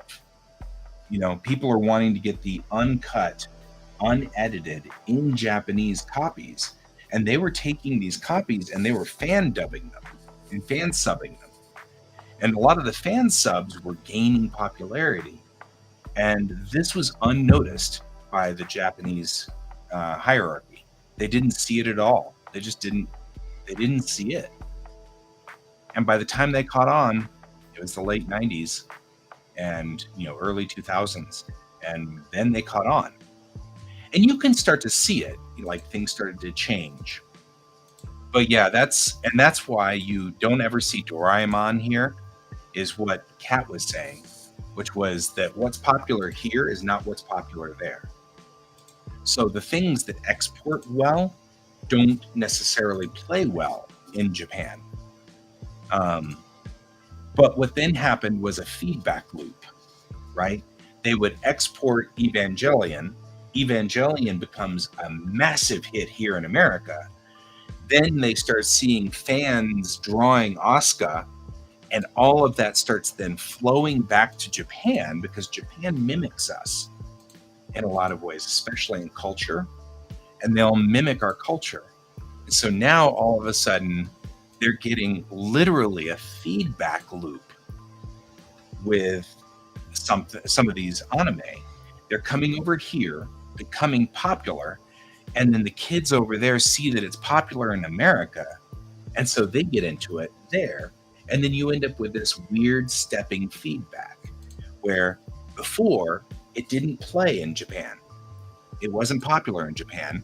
Then it comes to America, it becomes popular here, ends up going back to Japan. Now it's popular there. So the companies then get money to redo things, which is why you get these weird gaps where something played and then 5 years or 10 years later, they make part 2. And it's because they had to watch it go through this cycle back and forth between the American market and the Japanese market. Some weird stuff that's happened. Yep, Demon Slayer is exactly one of those examples. Demon Slayer, and it's the same thing, like Gundam never really grabbed here. And it's weird because Macross, which turned into Robotech, is one of the tent poles of our anime culture. But Gundam took a long time to grab here, and it still doesn't play well. Witch from Mercury is not playing well, and it's strange because you'd think that Gundam would be insanely popular, but it really wasn't. Yep. Keep that. Yep. But that's the thing, that's what's fascinating about the Japanese culture and the anime culture in a loop.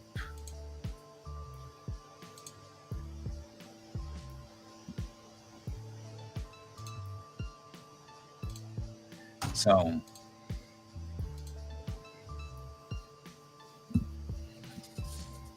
that's why it's fascinating to me. The whole universe of how anime works going one way to the other is fascinating to me.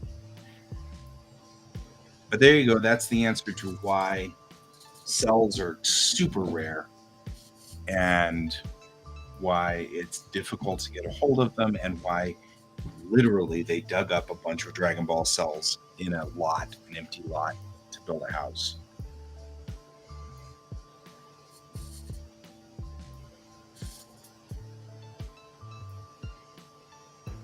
Right. Well, Doraemon is super popular. Crayon Shin-chan is super popular. And we never hear about them here. They're so popular that Crayon Shin-chan, I think, is it's got like a world record for the longest running animated show or something.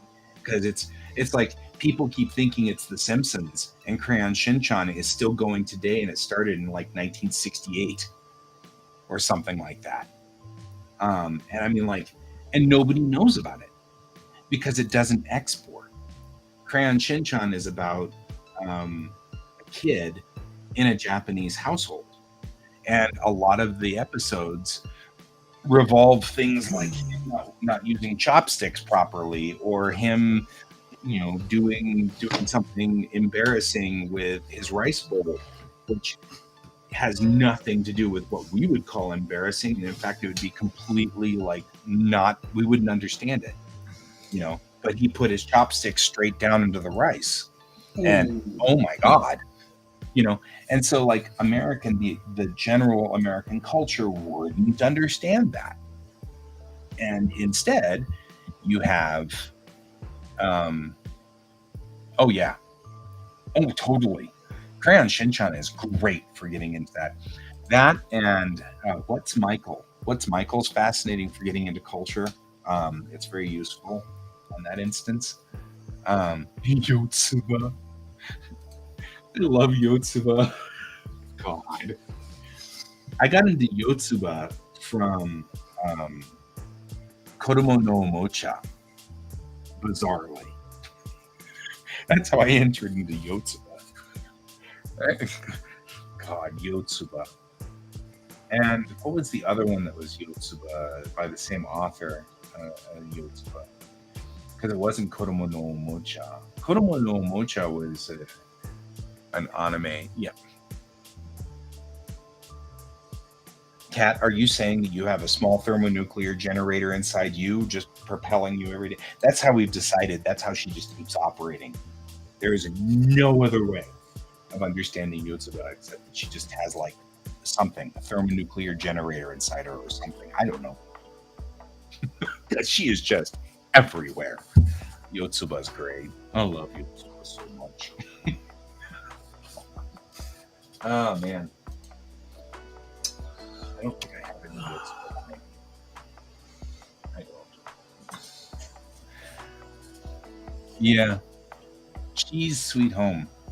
Cheese Sweet Home is one that I recommend anybody read if they want to learn the basics of just sentence structure, but you have to be careful because Yohei and Chi are both speaking in baby talk.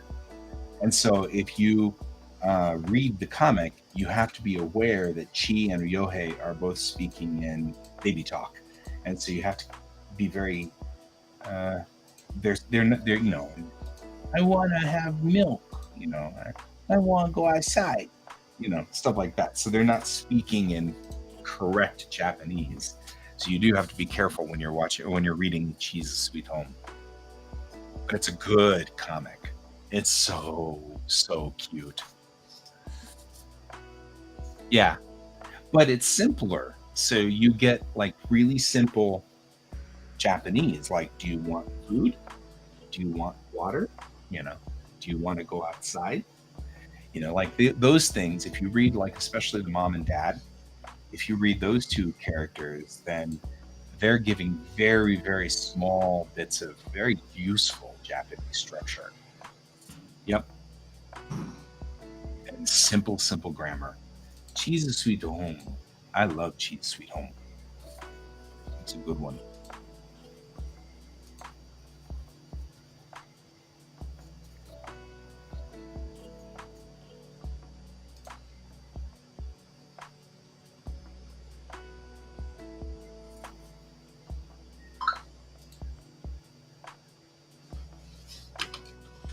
So yeah, Furigana. Yeah, the Furigana, and that's really easy to read. Not a lot there. So.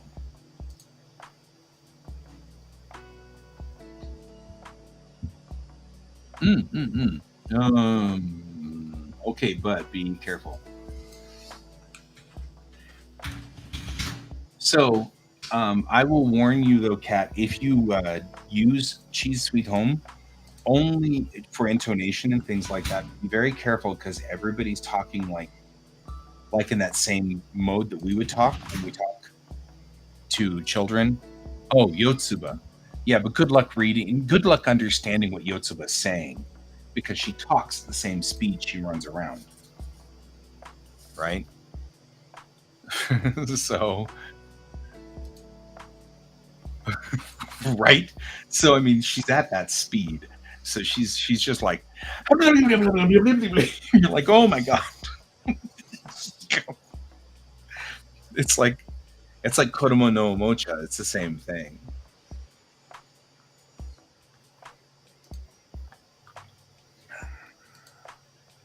I'm getting no work done, but boy, I'm enjoying chatting.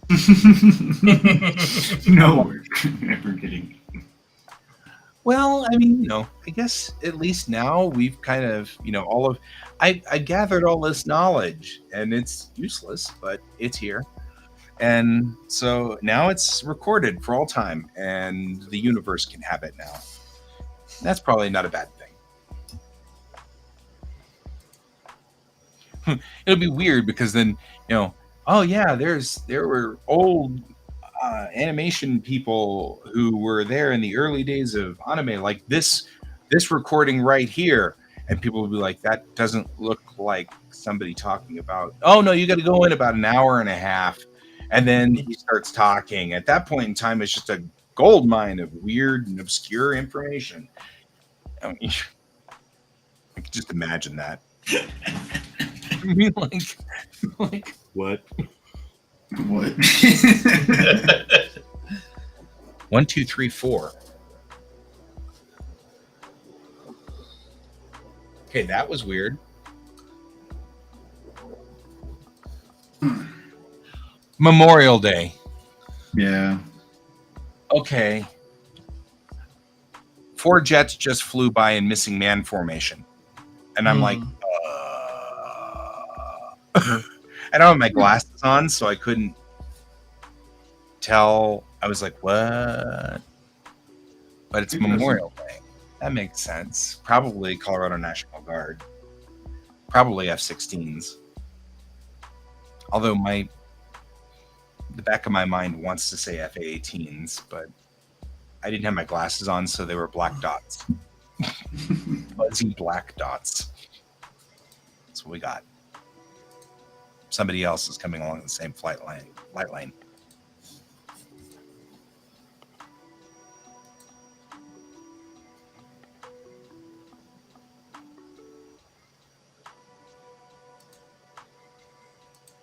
Nah, he's going away now. What are you sorry for? You don't need to be sorry, Sansi.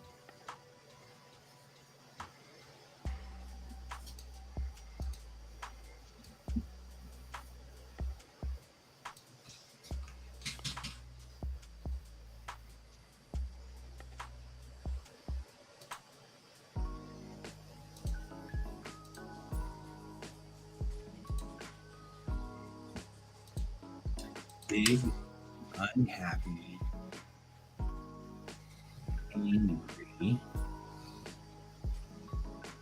angry shoe with lots of guns. There we go.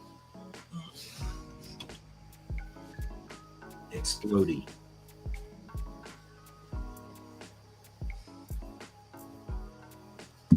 That sounds more like.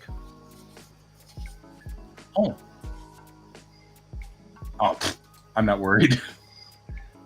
America always wants lots of anime. It's a thing.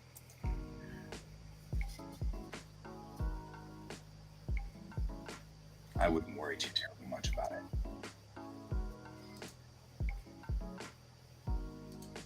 Oh, yeah. But actually, though you were making a snark, it actually is pretty true. But in a different sort of way. So what Sansi was talking about was, because anime has boobs, America will like it. It went the other direction. Because it has boobs, it had to be censored. And so we missed a lot of the story. So because of that, it didn't make sense. Because if there was any naked scenes or anything like that, our religious people would immediately cut those out. So we couldn't watch it. so you wouldn't get the whole story. So that's part of the problem. We would see things in the full versions and we're like, oh, now I understand why they did that. Or now whatever. it makes sense. Now it makes sense. Because, of course, you don't just put boobs on the screen, you put boobs on the screen in a scene that makes sense. So it actually had it actually was part of the reason why in the early 90s, those of us that were into anime, we were still getting it fan subbed. So people would, fan subbed or just straight, right? People would record it off of TV in Japan and then put it on a videotape and then send the videotape to us in the mail. And then we would Oh, yeah. I forgot about that. Yeah, we'd show it at club groups, and all of us were getting all of this stuff. And what you'd end up with is, I've got these. I'll show you here because this is actually kind of cool. We'd get these, and I still have these. We'd get these. These are synopsis of what was going on. Oh, it's all right. And what you'd end up with, and this is fascinating to look at now, is you'd end up with synopses, right?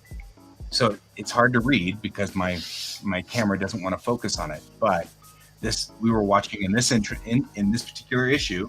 This is November of 1998, right?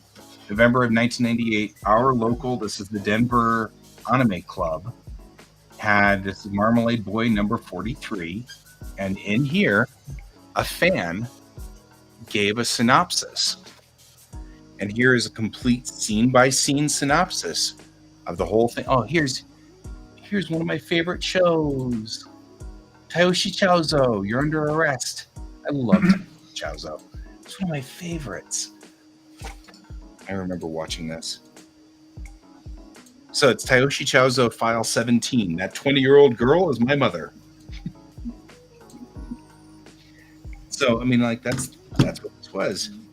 We were watching at the time, Yu Yu Hakusho number 44. 58. Number 58. Yu Yu Hakusho 58. Right? And then the movie for this night was Char's Counterattack. Gundam.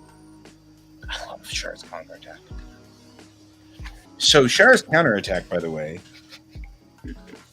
one of the reasons I love it, of course, is because the character designs were by my favorite artist of all time, Haruhiko Mikimoto. So, yeah. And here is pretty much the entire synopsis all the way through. Right? And yeah, comes with its own table of contents, special thanks, what you're supposed to do at the meeting. Please don't be stupid. I love the rules of things. VCR setup. Setup for recording starts at 1:30 p.m. People may patch in during breaks and programming only once the meeting has started. Remote control use is prohibited during programming. If you need help patching in, please ask. Because we daisy chain all of our VCRs together. And you'd record what was being shown on the screen. You had to be there at 1:30 or else you wouldn't patch in at the top. And there was like a rule. The best VCRs were always at the front and the worst VCRs were always at the end. So if you had a 4-head VCR with gold-plated RCA jacks, you'd be at the top of the line. Right? So, like, that was stuff that we would do. And I actually stole my mom's 4-head VCR every time to take to these things because that got me to the front of the line.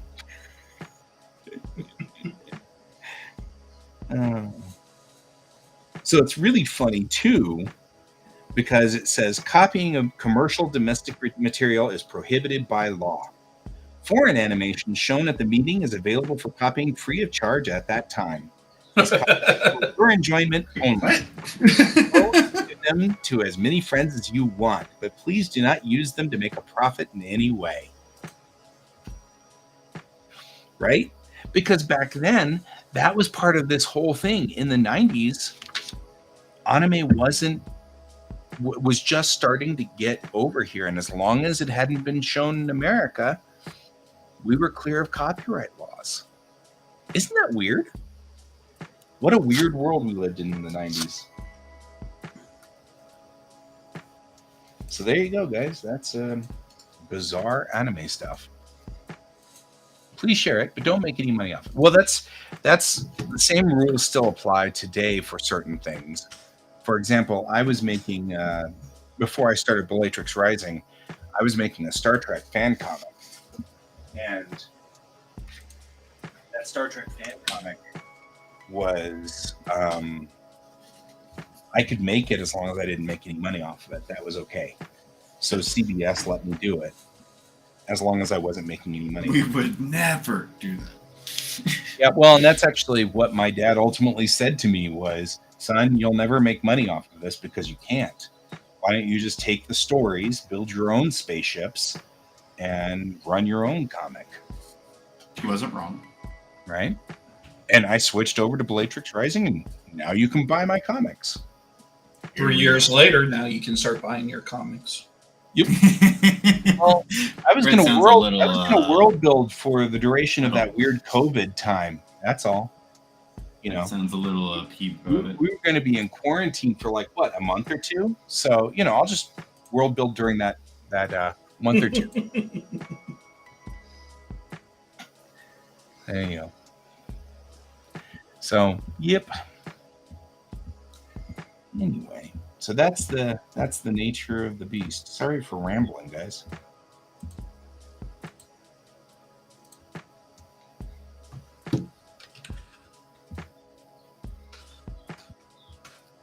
So,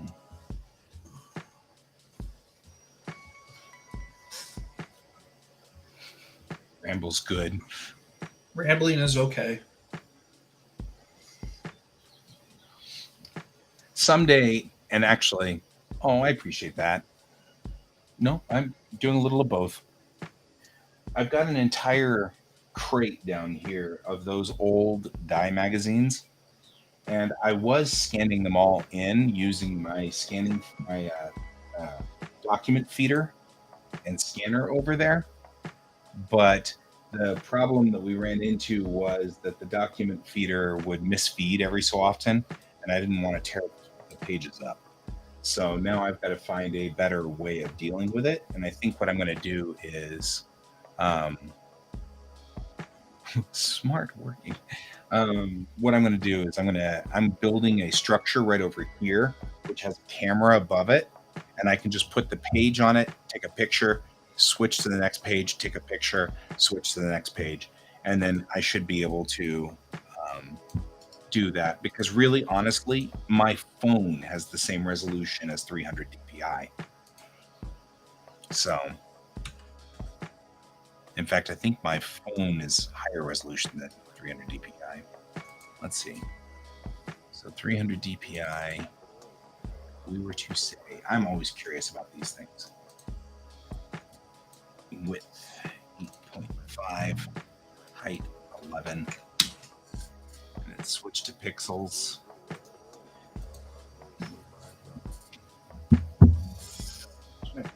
Here's the pin. It was 2550 by 3300. 300.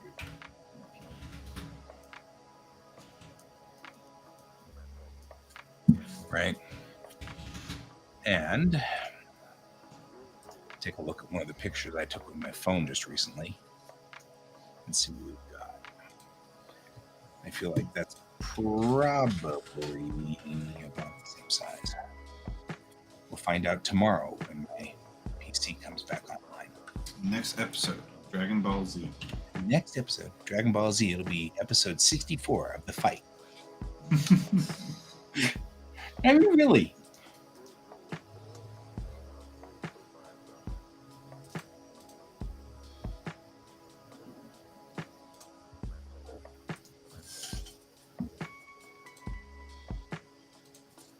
Well, it's still smaller.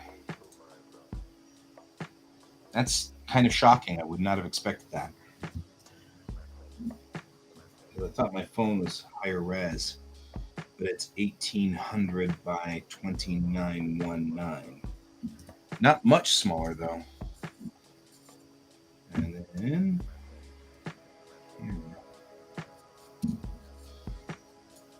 you will win. Find out not on the next episode because we still won't know by then. I get such a kick out of things like, especially Dragon Ball Z. 6 hours of the same fight. We're all going to be talking heads. We'll be talking heads. Let's see. Let's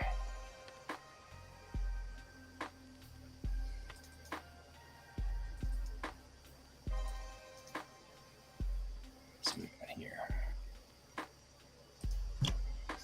Yep. Okay, that's fair.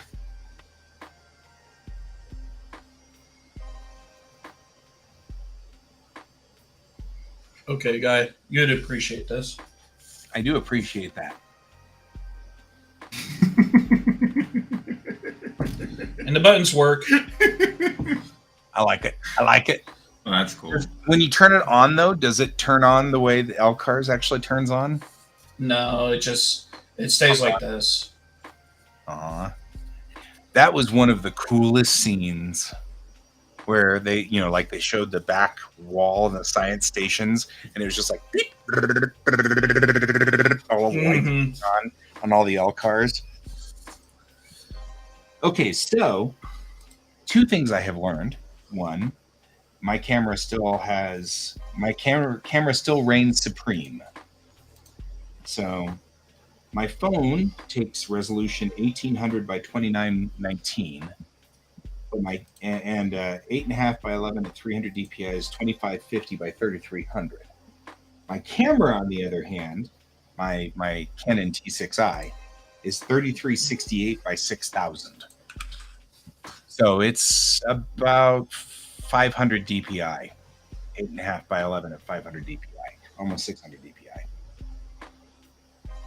What is 600 DPI? New. Right? We'll say inches, and we'll say width. 8.5 and 11 at 600 DPI becomes just a little above that. Not much. 600 is 5100 by 6600. All right, that's useful. So my phone doesn't take pictures anywhere. My phone takes pictures about 96 DPI. That's fair. But my T6i will take pictures at about 500 DPI.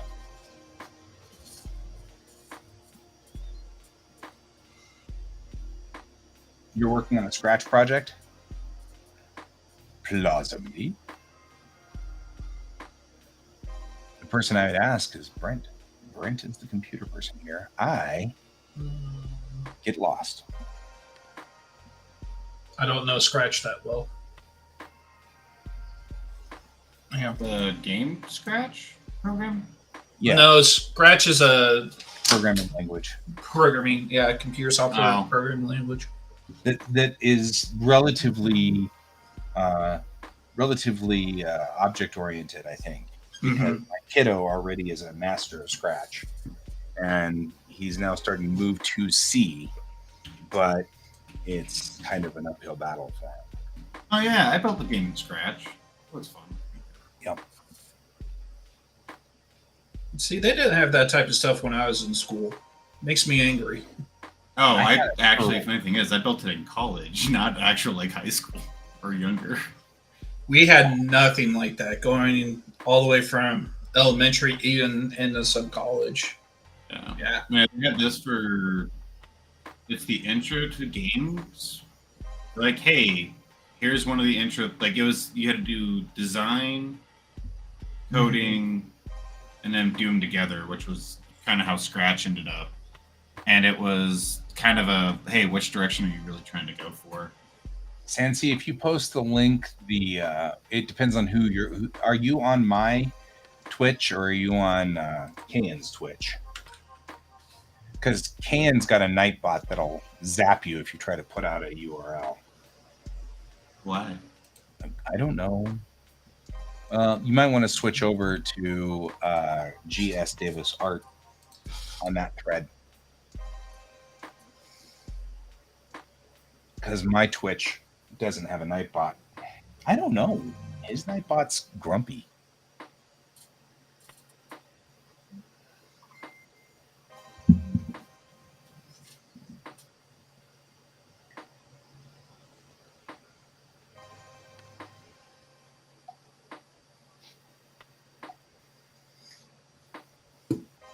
All right. All right. Well, I'm going to get going. Yeah, I was going to say, I think we're almost at the end here. It's 10, Right. 12:30. Yeah. So, you know what, Sansi, we can give it another shot tomorrow if you want. We'll be here, same bat time, same bat channel. That was a noise. Oh, the pool's open. I'm like, what's going on? Yeah, it's that time of year. It's that time of year. Kiddos been to pool like twice already. Merrick, you are here. I was worried just run you off out of town. Sorry about that. I didn't mean to run you off. There we go. Put that down here. We will see you guys all later. We'll be on. You be a lurking. You be a lurking. So see you guys then tonight, and I'll be on again tonight, and we'll be on again tomorrow morning.